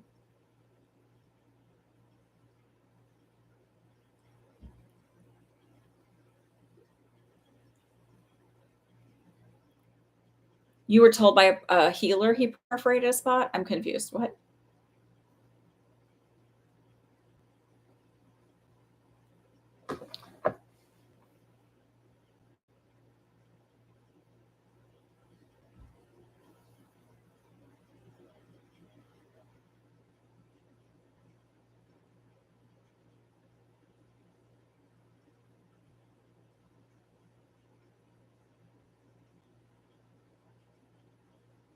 It's not high in sugar at all.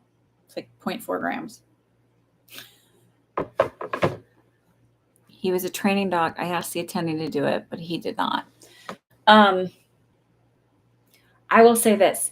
If you perforated it, which I don't believe you did, but you know this, right? If you perforated, you would have leakage into your gut. You would be septic. They can't perforate without you going septic. And you're not septic. I just think what happened is, and I also think that the medical system does not really acknowledge the inflammatory response that happens in your body. They just go, let's like give you some steroids or let's, whatever. It just feels like, I feel like eating for insulin resistance,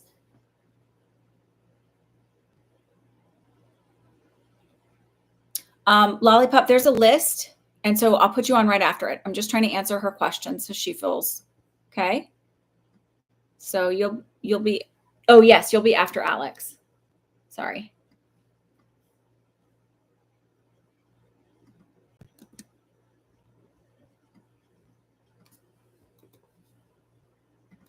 So so my feeling is, and again, I am not a doctor. I'm not, I can only tell you what I feel is my feeling is that's more like, they did the procedure, they did the colonoscopy, endoscopy, and your body just sort of went into like shock afterwards.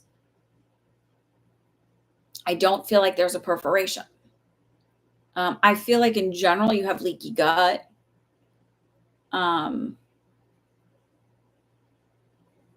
And also what a stress response and when your body gets like out of whack can be the yeast infection. So how do you look at just in general, it's like the feeling is like eating for insulin resistance, looking at doing that, healing your gut, and balancing that. And I actually think the weight loss will come from that. And there's something, the GLP-1 you can get through berberine. So berberine is another, look up berberine, taking that with your meals when you eat. And also taking a digestive enzyme feels like it would be good. Again, not a doctor, so do the research and figure it out. But these are things that I'm feeling. So, and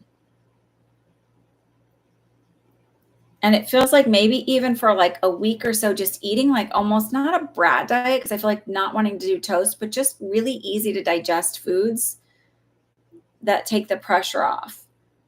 So like, you're not going to want to eat your cruciferous vegetables and things like that, but just easy to digest where you're just kind of bringing calm to your body a little bit.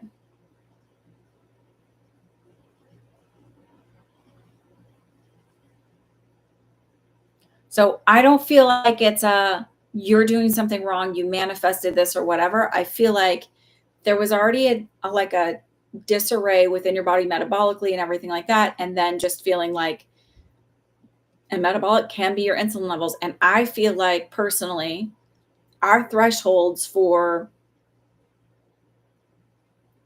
when people are diagnosed for pre-diabetes and all of that stuff are like not right. They're not strict enough. They're not tight enough.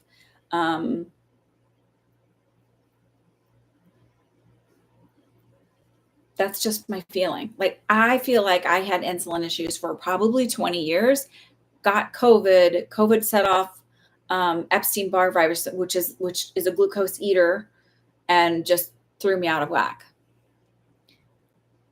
It was small and healed now. I just felt I had an acute rapid onset infection day after, took Vanco, some help, but RX for UTI made symptoms worse again. You do have elevated sugars now. Okay. Eat for insulin resistance, things that help with insulin resistance. Myo-and-D, Chiro, and inositol are great, especially, do you have a history of PCOS? It's like, I don't know why that, but Myo-and-D, Chiro, and inositol are great. And there's studies behind this. So this is like anything that I'm taking, I'm like, oh, there's studies behind this. Making sure you're getting magnesium. Oh, okay. Myo and D, Chiro, and inositol.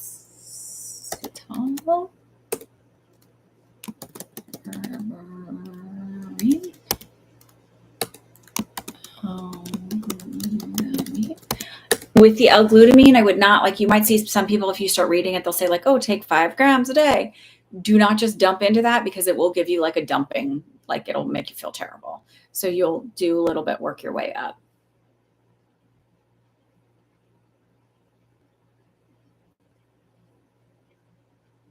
I'll give you some insight. I'm working through that.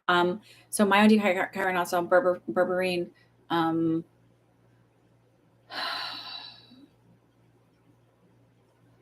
Also, vitamin D is really important. So make sure you're getting your vitamin D and your magnesium. the L-glutamine, and then burdock root tea is great. It helps also. And then I know you said your knees hurt, and so walking is hard. So instead of doing a big block of 10 minutes, maybe after every meal, even if you can get up and move for just move for 5 minutes, for 10 minutes, that actually will make a difference in your blood sugar. And then, do the swimming if you have to, but it's like some kind of physical activity that keeps your heart rate below 135, 125. That's like super easy. 30 minutes a day makes a big difference. And then if you can, do a little bit of weightlifting. So you don't have to do heavy weights. You can even start with body weight, where you're just doing functional strength exercises to help build your muscles, because that will also keep your blood sugar down.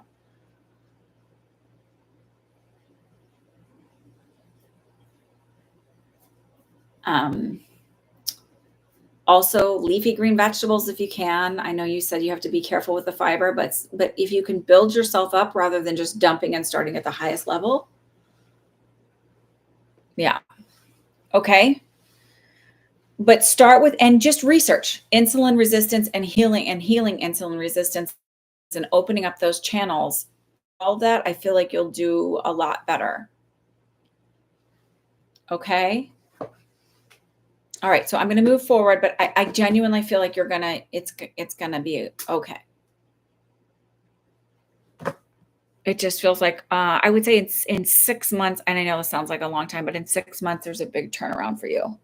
And you may not even, to the point where you're seeing a shift yourself, or you may not want the surgery.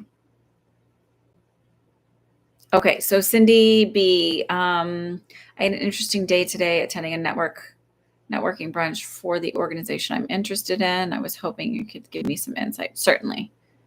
Okay. So I hope that's helpful. I hope it brings you some sort of peace.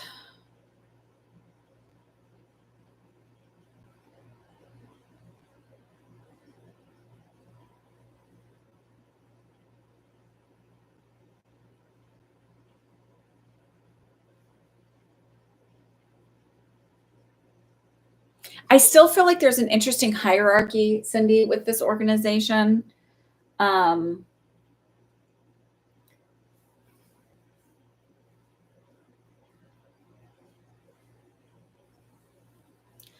not sold on, I feel like this is good that you're doing that, and the consistency and the persistence. Is that a good way for me to say it?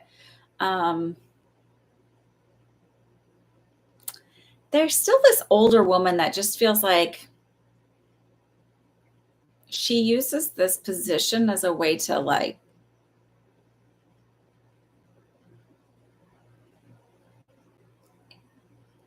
I don't want to say abuse of power, but I just feel like this weird, icky feeling.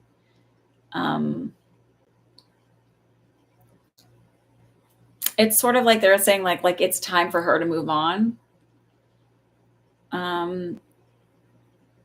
She may even be in her 60s. Does this make sense when I'm saying that? It's political in terms of who you know. Yeah.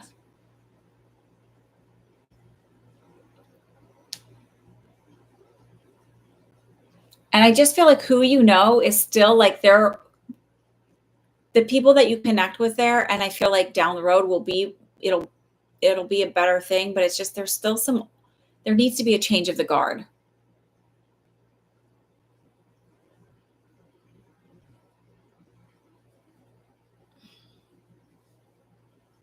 I feel someone like that's 60, so maybe she's 59.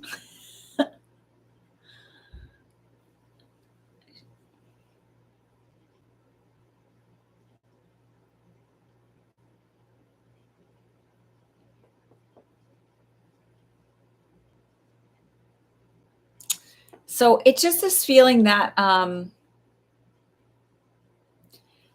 you're sort of wearing them down, so to speak, of being invited to be a part of it.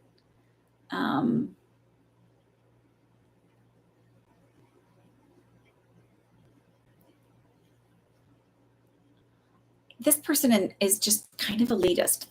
That's what I just heard. So, right.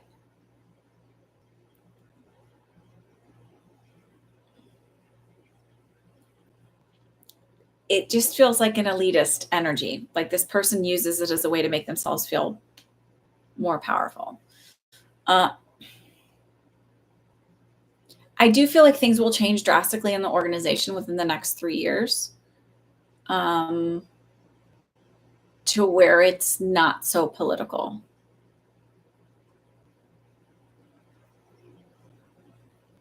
And then when you asked that, what I heard was for them, it's not about doing something to get something from it. It's a test. It's like the test of loyalty, kind of silliness.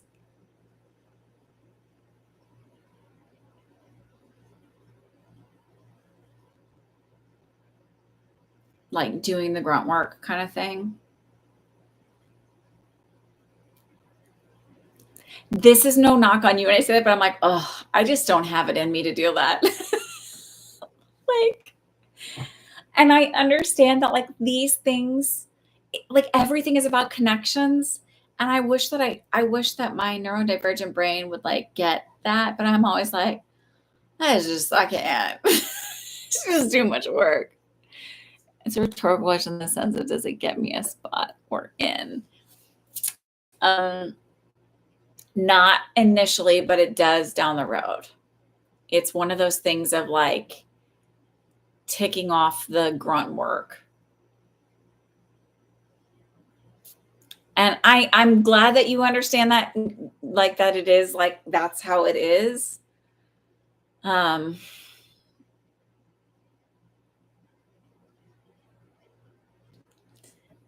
I'm not a good team player when it comes to stuff like that, where I'm like, oh, this is just stupid. Why are we doing this? Like, what's the point?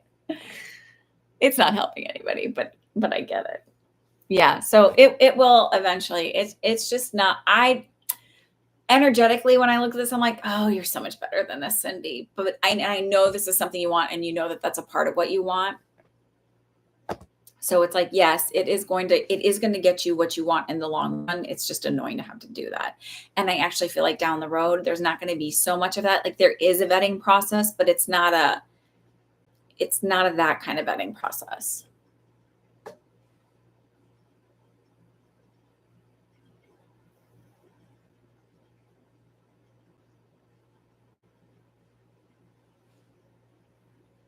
Because there's no acknowledgement, because she feels like, well, that's what you're supposed to do. Well, if you really want this position, then it wouldn't matter. You would spend thousands of dollars. Like that's the way her brain works. Yeah. I 1000% get it. And like I said, connections really matter in pretty much everything. And I didn't really fully understand that until I moved to New York as a travel nurse, where I was like, oh, it's like literally all about the connections. Because I was never in a sorority. And also like I went into the field of nursing, like they aren't turning nurses away. Like they need nurses. I don't need to know anybody to get in somewhere. I mean, maybe, but they're just itching to hire in nurses. So, and have been. So,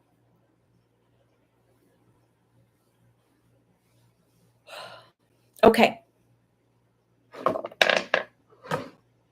I know it is. I know it is. And it really does. It is really prestigious, and it really does mean like, I know, you know what I'm saying? Like I am not knocking you. It's my own neurodivergent brain going like, what? Also like that. And I appreciate your candidness to be like, yeah, I get it. Like this is a part of it. I get it. Cause I've always wondered when people do these things, like it is, you have to give something up in order to get it. So, but yeah, you'll get it. And I feel like it changes down the road. There's a shift in like 3 years, and then there's a shift in 5 years where it's like done a little bit differently. But I also feel like that's again change of the guard, kind of the old legacy moving out, and like some of the new people coming in with new ideas and the way of doing things and treating people differently and things like that.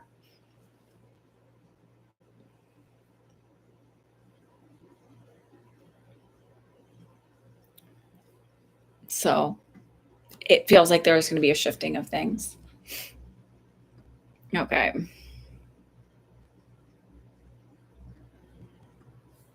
All right, Alex, you're up, and then Lollipop. And I feel like somebody else said they put in a payment. So let me just double check. They recently had a change of administration on a national level. I think it's going to be more on a local level.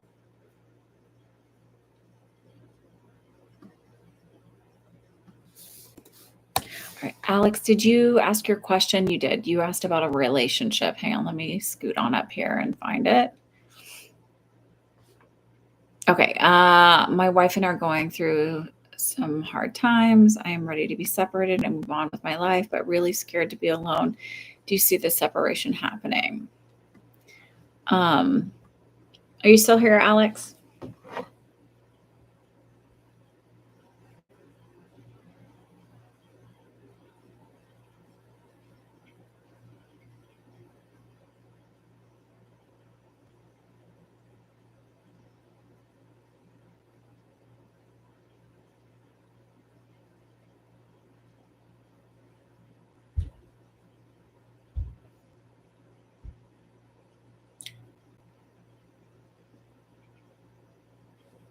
Oh, and GD, I forgot to put you in here. So I got to put you on here too.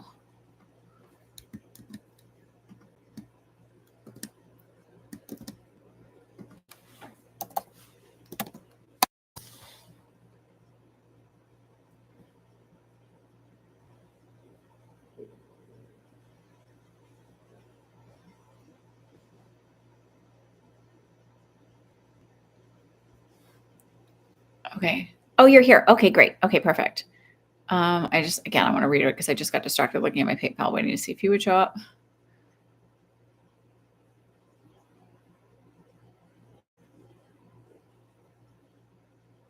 Okay.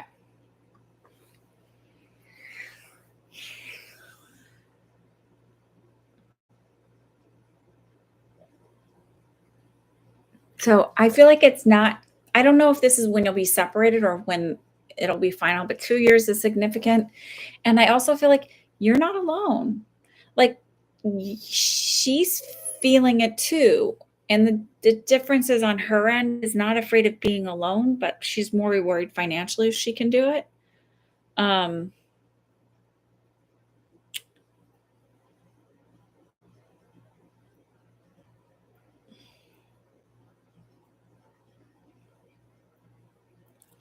So I feel like being like, well, of course you're going to be fine.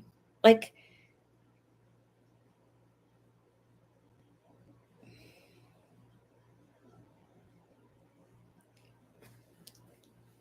there's an adjustment period. Of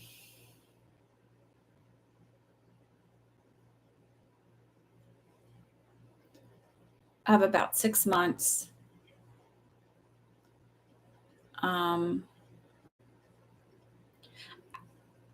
I do feel like there's children, and I feel like it's really important to make sure that they get therapy, because I feel like there's a lot of resentment. There's going to be a lot of resentment. You're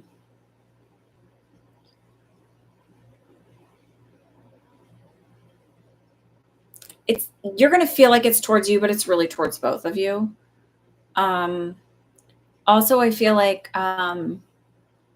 it's interesting because I don't feel like there's a where you're going to pit each other against each other. I do feel like you'll actually co-parent fairly well together.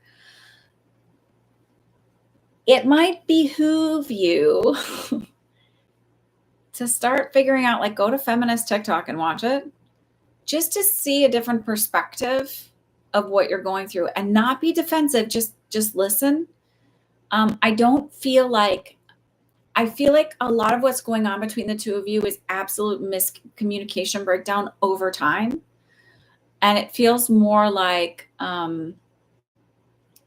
it's not that it's impossible to repair. It just feels like it's so many small things over time. And I don't feel like it's like, oh, you're a terrible husband or you haven't done anything. It just feels like fatigue on her part. And maybe have carrying a weight that she shouldn't have for a long time. And not shoulding you or telling you you're a terrible person. It's just because she didn't know how to communicate well. there was a lot missing. And I also feel like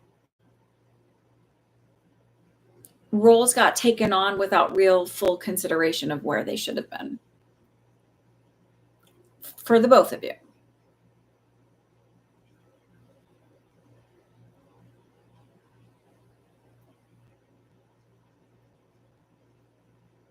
But it's not like, oh, you're going to fall apart and be terrible. It feels like there's about a 6-month adjustment period.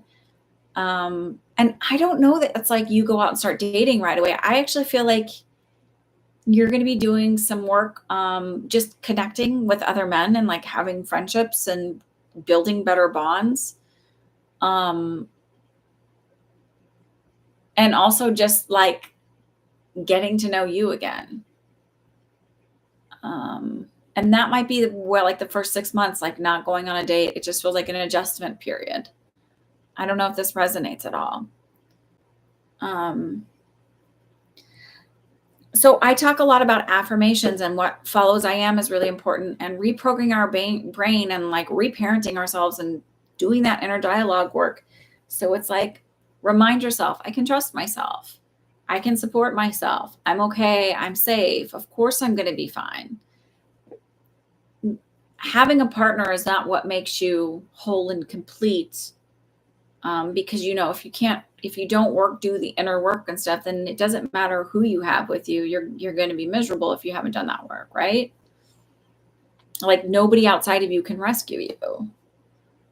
But it does feel like it does feel like a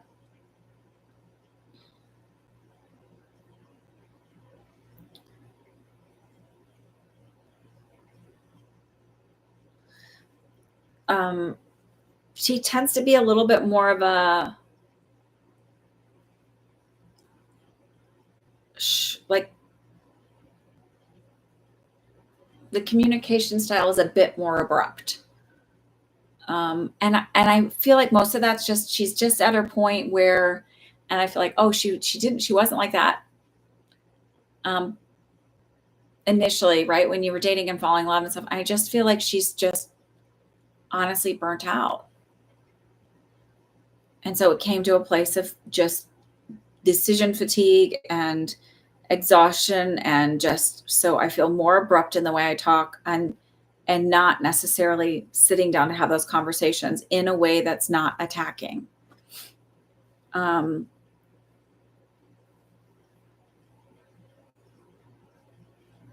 And it's so easy for me to be like, oh, she's this, she's that, but it's like really like there's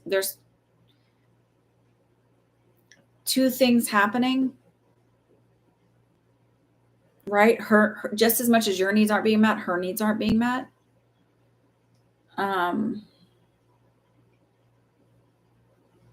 So I know you really want the separation now. I don't see,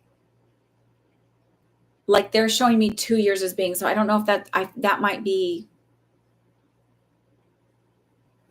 I don't see you moving out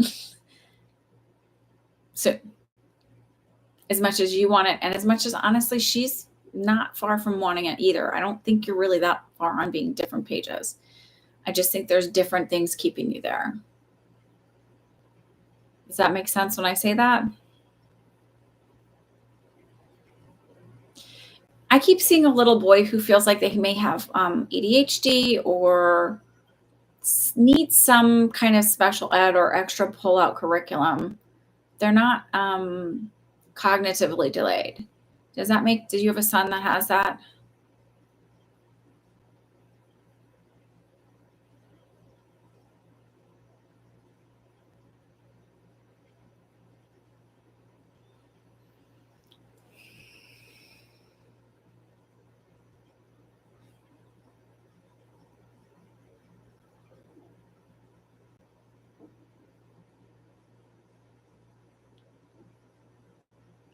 I feel like the room went silent.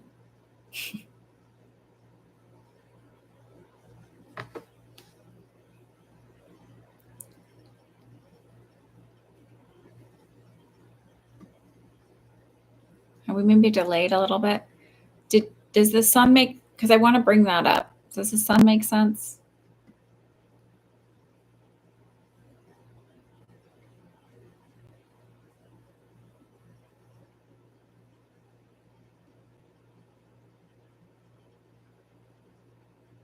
You have twins. Is one of them a boy? And does one of them have like ADHD or have some kind of developmental delays, but more so like maybe having a speech delay, or I feel like more like there's needs to be pulled out for OT or something like that? Because twins can be fraternal too, right? So it doesn't have to be, but I'm focusing on this one little boy. And I feel like he's the one who maybe challenges. One of them needs extra help. Okay, that's the one I'm talking about. So I feel like if he's not diagnosed as ADHD, I wouldn't be surprised if he has ADHD. And with this, it's really like they're going to be a little bit emotionally behind other kids, right? So emotionally, you might, or like physically, you might have a kid that's 10 years old, but emotionally, he's going to be like 7 or 8. So it feels like if you can start following and learning more about it from perspective of people who are late diagnosed, especially, it will help you better understand and how to better approach him.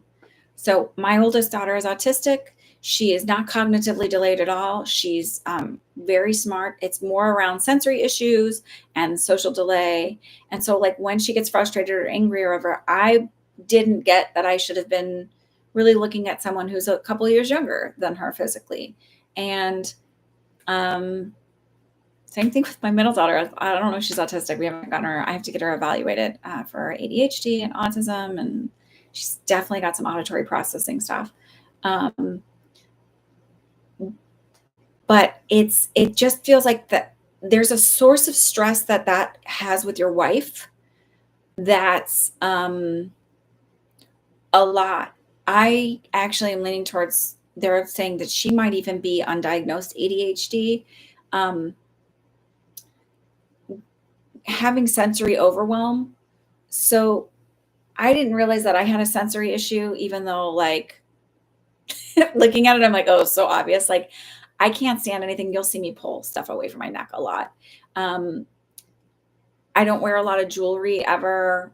Even when I do wear jewelry, I wear like little pearl studs. I don't wear anything big, heavy ever because I feel like it's choking me, or like I can't stand the sound of chewing, like where like to the point where I have to like literally in my head when it gets like really I have to be like, they have to eat too, they have to eat too. So, but like I didn't, so anyway, so when I realized that I put headphones in my ears, the noise canceling ones, it was like my whole world calmed down. Like my skin just every cell just relaxed in my body. It wouldn't surprise me if maybe your wife has a little bit of something like that too. And when you have that and you don't notice it until like your hormones start to change and as you get a little bit older, and then also having kids and all the input, she might need to like kind of take care of some of those needs for herself too and accommodate herself so that she can do a little bit more. Also, my sensory stuff got better when I started doing the insulin resistant stuff. So I don't know that you can tell her anything, but might be able to drop some hints here and there, right? And it also might allow you to have some more compassion for her, because when we can have a little bit more compassion for each other and not take everything so personally, it calms down the energy. Okay. Also, what was I getting?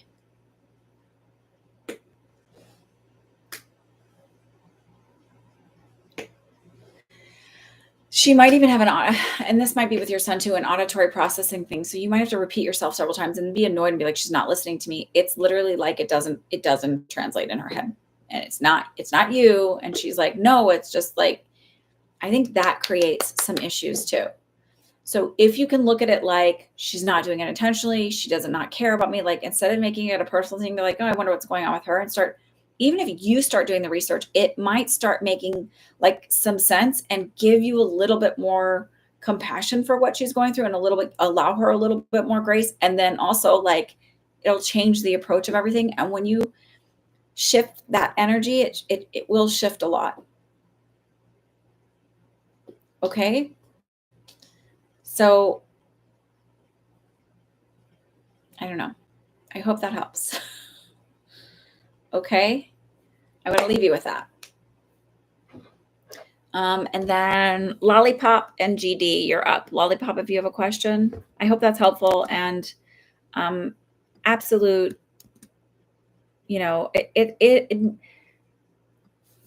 relationships are hard, whether it's marriage, whether it's friendship or whatever. We are challenged regularly in all of these aspects of our life because I believe like our whole purpose of being here, when I say there's only one purpose, there's not one purpose, but a big part of this existence here is overcoming belief systems that we had so that we can be, like, I don't want to say like ascended, right? But it is like where you can be in harmony with yourself. And being in harmony with yourself is like recognizing none of us are perfect beings. We're all interconnected. And like, I'm good enough just as I am. And so is everybody else. And that we can find this like little dance that we can make happen despite all of the, busyness of it. Lollipop and GD, if you want to ask your questions. Let's see, Lollipop. Should I keep doing the love thing? I'm getting curious about two other things. Wait, huh? Can you clarify this a bit? It's okay to be a little more specific on this one. Because so when you energetically are like, I need to keep this secret because then she'll prove herself if she's like, but it just makes it more like swimming in a sea of stuff. And then GD, if you'll ask your question, I think you said it was in the notes, but I can't see it all. So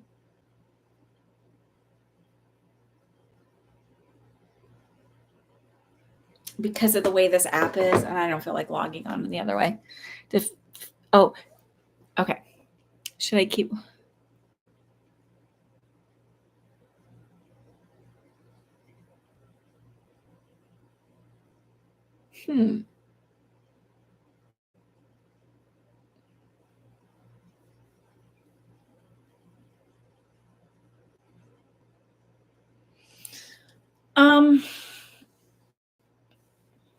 So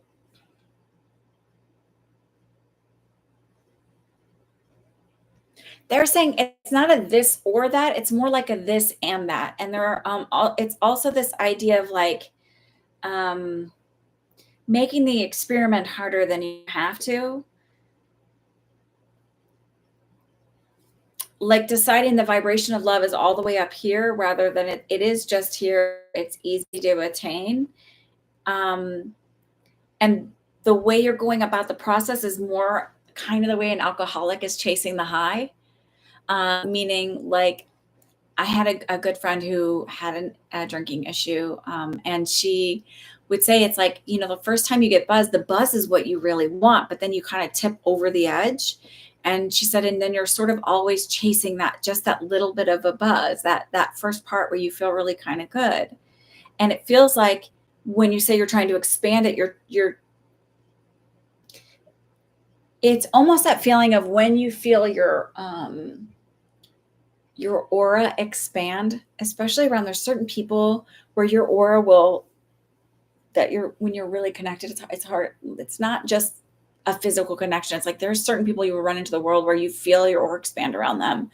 And it's not about like a physical chemistry. It's this weird energetic thing that happens. And then you're like, that's good. Or when you go into a really deep meditation and you get that, right? That's really good. And they're sort of saying like, it's like, you don't need to be in that state to be in that state. Like you don't have to feel that same thing to be in that state.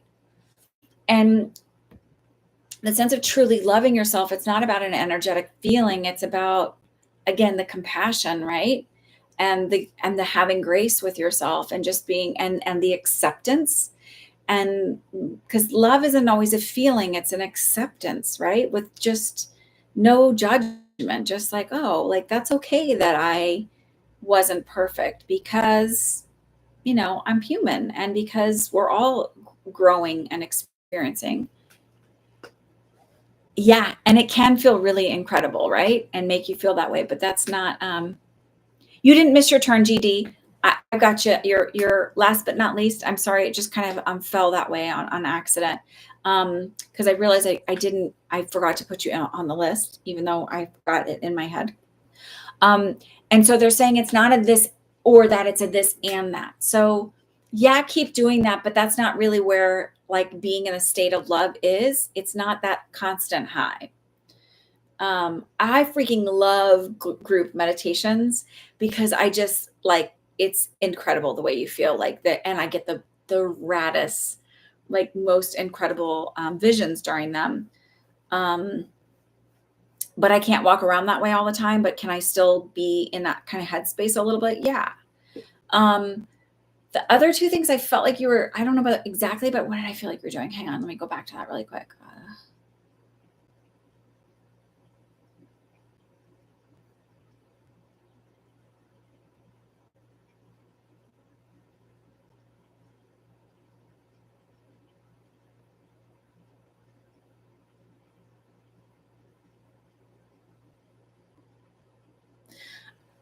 So they're saying sort of to, so I saw a bit of astral projection and I saw like this idea of manifesting through quantum jumping. And so to a reminder that, and even I feel like communicating with like other beings. Um, if you can get out of your head that that's like really like out there and so like it's like I don't know, I just always feel like I don't know, it's just it is it like it's normal. I try not to put that, it's like make it a bigger thing than it is because then your brain goes, oh my God. And really it's like, yeah, of course it's possible. Like I've seen time overlaps and where literally timelines have overlapped and I can see people from other timelines. And I'm not crazy and I'm not, you want to say hi. Okay. Um, you can't stay in that state all the time. And here's why.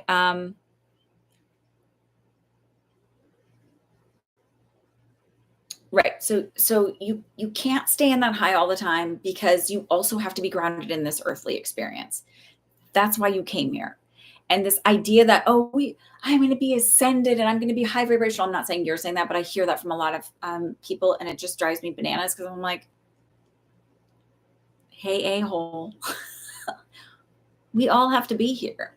I did a psychic development circle years and years and years ago, and there was a little boy in it, which I was surprised that this person allowed that, but I digress. Um, and I remember saying to the little boy, because he was just like all out there and not grounded at all. I said, it's this stuff is really cool that we can do this. And also it's really important that you stay grounded and here in this experience. I've seen too many people who stay too high in that energy all the time, and they really aren't grounded in this experience, and it creates a lot more other issues for them. So grounding doesn't have to be like really, it's just realizing that it's possible to do this and that, and it doesn't have to be a this or that to be spiritual. And also it's really out of balance. Like if the idea is to be balanced and in balance, then it is to experience the earthly experience and being connected here, being connected with other people, and the experience of connecting in with others, connecting with nature and all of that stuff. And also recognizing that there is something bigger, that we are universally connected, and there's a lot of really cool stuff that can happen. If you were too much into that energy, right, it's spiritual overload. You're not balanced. If you're too much into the earthly stuff, it's imbalanced. So you can create that sense of being relaxed without having to totally vibrate crazily. And the other reason why you also get a little bit of that ping of energy is because it's not your standard and not your norm. So whenever I start developing a new ability or kind of connecting in a little bit louder, it makes me feel a little bit different. But then like once you get used to it, it's like when you buy a new car, right? So if I always drive the same type of car, there's not much of an adjustment when I buy a new car. It's like, there's little upgrades here and there. But if I go from one brand to another, or one, I don't know, whatever they call it, there's a big change, right? Because just you notice a difference. The car's handled differently. The steering wheel's slightly larger or smaller. There's differences, the grips. There's differences, right? And it's bigger. And it takes you about a month or more sometimes of like really, but once you're settled in, it's like, oh, okay, whatever. It's like, that's kind of what happens. And you feel so relaxed also because oxytocin gets released.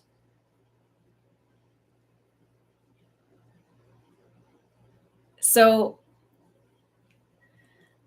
um, if you don't know what you're supposed to be doing because you're sort of addicted to that feeling, then you can say like, oh, ask the universe to show me like, okay, what are other ways that I can connect in spiritually and also be grounded? They will give you opportunities and show you.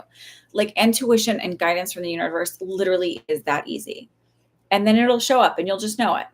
And just say, give me an experience that's like I can validate, that validates this experience, or that it's not about purpose. It's not about purpose.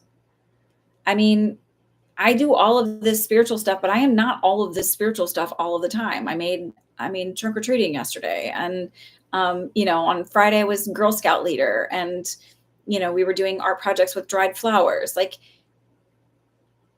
it isn't about this or that. And if I did all of this spiritual stuff all the time, honestly, it is overwhelming. It's too much. And when I don't get overwhelmed with doing readings this way, but if I go and do parties, I feel like I'm drunk afterwards walking out of there. Like I am floating. It's an awkward, unsettling feeling, and I am exhausted. I used to get really tired from doing even one reading or doing a day's worth of stuff. It's different now as you change and as you grow. So also, if you're kind of like, how do I chase that? If you're only just chasing the feeling and not understanding the connection, you're sort of missing it. And there's other ways to feel relaxed without needing to do that. So you can do breath work, just straight meditation. Um, do a lot of the affirmation and inner dialogue work too.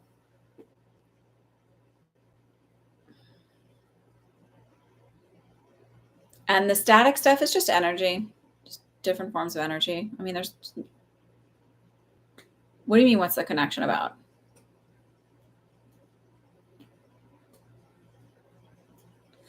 So when you're putting it in these terms, you're putting it in the terms of like the way a human needs to understand everything. Everything, we are all interconnected. So that is just a part of us. So when they call it a sixth sense, it's just another sense. It's just that we've been placed in this experience where our belief systems teach us that that's not normal. There's got to be a reason for it. But if you grow up and say an experience with indigenous people, most indigenous cultures and communities believe that we're divinely connected, and that we can congregate with spirit and source. So when I'm connecting, and when people always say like, oh, it's the Akashic records, I'm like, I just think that it's presented to you. However, it isn't that there's really this building or this place. It's literally like, however your brain can wrap around it, the universe will present it to you. So I don't even necessarily, people are like, who are my guides? I'm like, I don't know. I just have this collective energy that I connect into. Sometimes it presents itself in male or female. I know that there are more than one that sort of pop out here and there. But for the most part, I really can't differentiate the difference between any of them. And I don't really care. As long as it's, it feels familiar. I know the difference when it's not a guide that comes in. I was so depressed before it and made me want to sleep alone in the dark all day. Okay, so here's the thing. If you know that that exists, then it is, I am not alone. And so I can have this conversation with them without having to feel super high and all out there, right? If I know that that exists, then I also know that I can have the conversation. Make it an inner dialogue. You don't have to talk out loud. They can hear you. It's all telepathic. You don't see me talking back. I mean, I've seen people do readings and talk back and forth, and it's very interesting. And I always like, or when people are like, okay, I'm getting ready. And I'm always like, you don't have to do that. Like that to me feels very performative. You don't have to do that. I connect in like people all the time. I get stuff about people all the time. I don't say anything to them about it because I think that can be very invasive, but I get stuff about people all the time.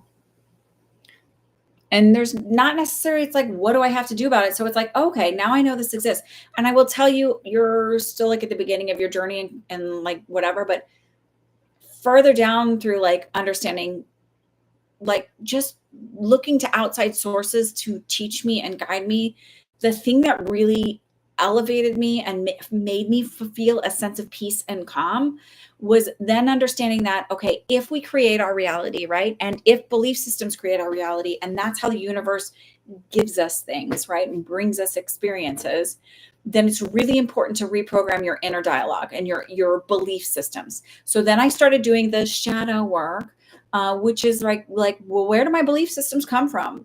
Well, why would I feel less than or whatever? And I'm real honest with myself about it, because can't fix anything if you're not really willing to look at it. And do that without shame. Why? Because I didn't choose to have these belief systems. They were bestowed upon me with generational trauma and dysfunction, and societal trauma and dysfunction, and racism and capitalism and misogyny and all of that stuff. So it's like, okay, so how can I heal that inner dialogue? What follows I am is really important. If you decide something is really important, your brain, it says like 5 things or something like that, where your brain goes, I need to pay attention to that. So like your name is one of them. Danger is another one. You have beliefs all the time. Start paying attention to what follows I am. That's a belief system. Just break it down to something simple. Whatever follows I am is really important. And then sort of look at it. So beliefs don't have to be like, there's a Jesus, because I don't know how much I really believe in all that stuff. I don't know. Like I used to just firm. And it's like, but I don't know. But what I do know is that when I talked crappy about myself and was really hard on myself all the time, I feel like garbage. When I start giving myself grace and having compassion for myself, and holding myself in my own power of like, I'm a powerful being. I am a good person. I am kind. I am valuable. I am worthy. I am enough. And then asking questions for the universe to kind of start showing me. So your brain hits a cognitive dissonance. It's like, oh, how did it become so easy for me to believe in myself? Boy, why was it so easy for me to all of a sudden really speak kindly to myself? And your brain will start to find solutions for that. That's neuroscience.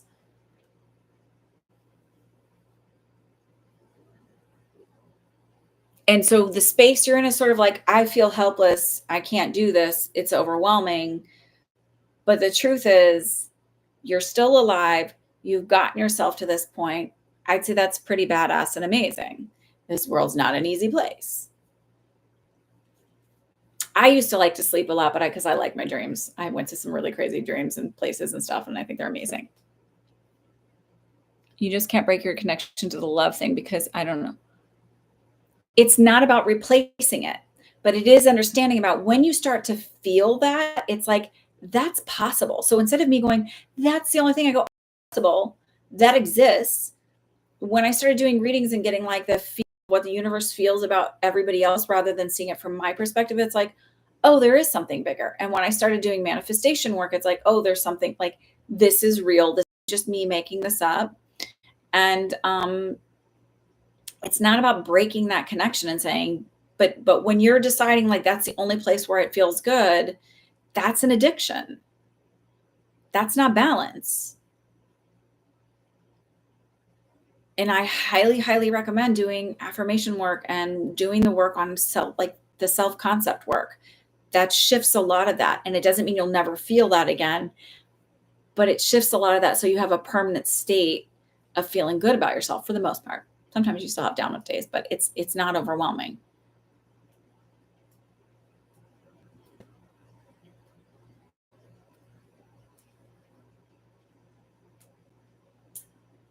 And I also recognize that sometimes it's really about getting the seed planted here. And then over time, starting to like, maybe you'll get the message again later and reminded. And that's sort of how the universe works. Because I've had stuff where somebody has said something to me and I'm like, oh, no. And, and then like, okay, then it came up like 2 or 3 more times. I'm like, okay, fine. I'll look into it. And it's just, that's the way the universe works. It's not about studying. It's just be curious.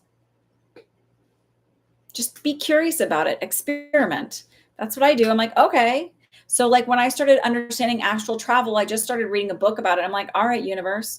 And the first time I did it, kind of had an out of body experience, was an astral, like a intentional, where I saw myself. I was still a travel nurse and I lived in a studio apartment in the city. So my TV was at the end of the bed. And I saw myself like floating above my body, saw exactly the way my body was laying and all the crinkles in the sheets and the blankets and things like that, turned like this and looked at the clock on the time of the cable box, looked back at myself and like kept mental notes. And when I woke up, the time was 10 minutes later than it was on the clock. And like literally everything was crinkled exactly. And I was in the position and everything. So I was like, okay, that's pretty cool. Do I try and do that all the time? No, because that's not my thing. But can I do like remote viewing pretty easily? Yeah. And it's just become a thing. And it's never about, I have to do this, because I'm that person too. Like, I don't want to have to do anything. But I'm like, ooh, this is kind of cool. I kind of like experimenting and seeing, like, especially with manifestation. Let's try this way. Let's see what this does now. Like, is this a better technique for me? Do I feel better? And then understanding that with affirmations, it takes time to like shift the thing. Your brain's not messed up. It's not. You just have a lot of programming around. Start looking at what you were taught as a child around your belief systems about your success, about your value, about your worth, and all of that stuff. Start looking at, like, so there's Neville Goddard, there's Florence Scovel Shinn, and you can like find a lot of their stuff free out there to listen to, YouTube and other places. There's also, his name is escaping me. I can't think of his name.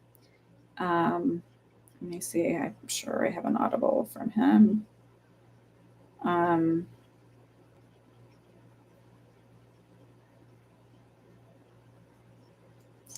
Joe Dispenza is really good.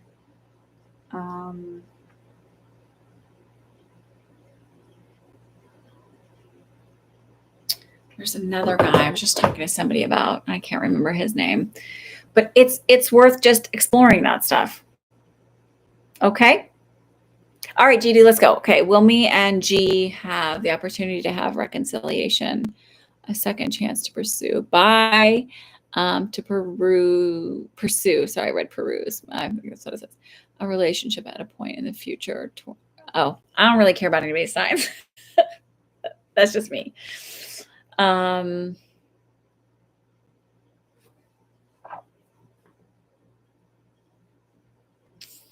I actually do feel like you will. I'm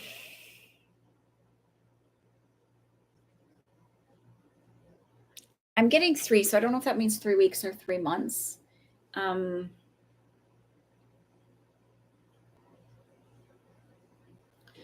I feel like also in the meantime, you're kind of doing your own work. So it feels like he's got this like hard, fixed energy. And it just feels like you're more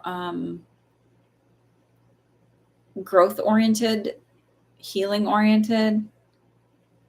And there's also a maturing thing that sort of happens in the time where it's like, are you a tiny bit older than him? And by that, I mean like months, not like years or anything.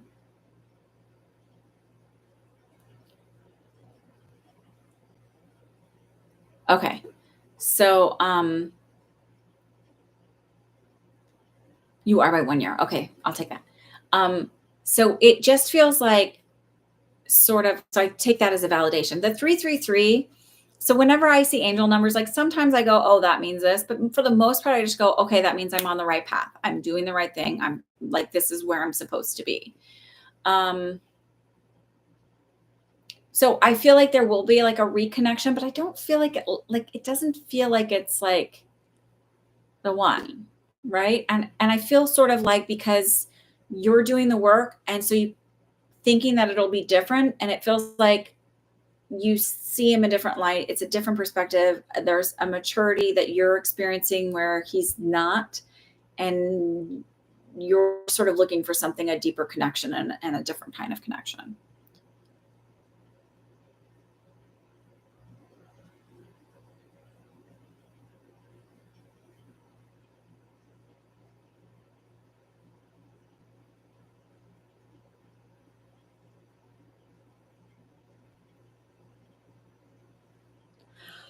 Okay. Thank you for your patience and waiting, Judy, by the way. All right, I'm going to say goodnight because it's been 2 hours and 20 minutes and I did talk a little bit. So I apologize if that overloaded anybody and they were kind of like tired of that. I hope that's helpful. And everybody have a good night. Hands, so there will be a reconnection. Yes. Yes.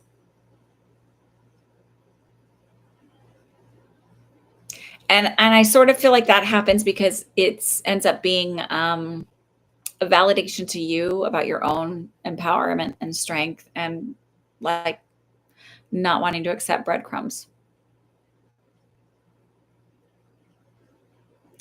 I feel like yours has changed and his really won't be. I feel like he'll be attracted to you because your energy has changed. Like kind of like, a fly to a light at night or a bug to a light, when that happens at night.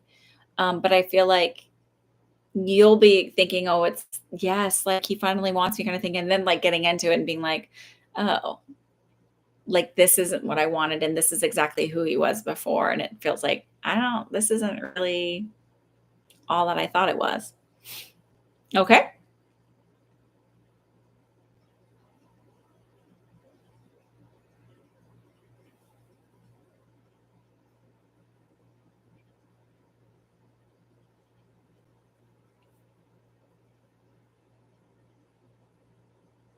All right. I'm going to say goodnight.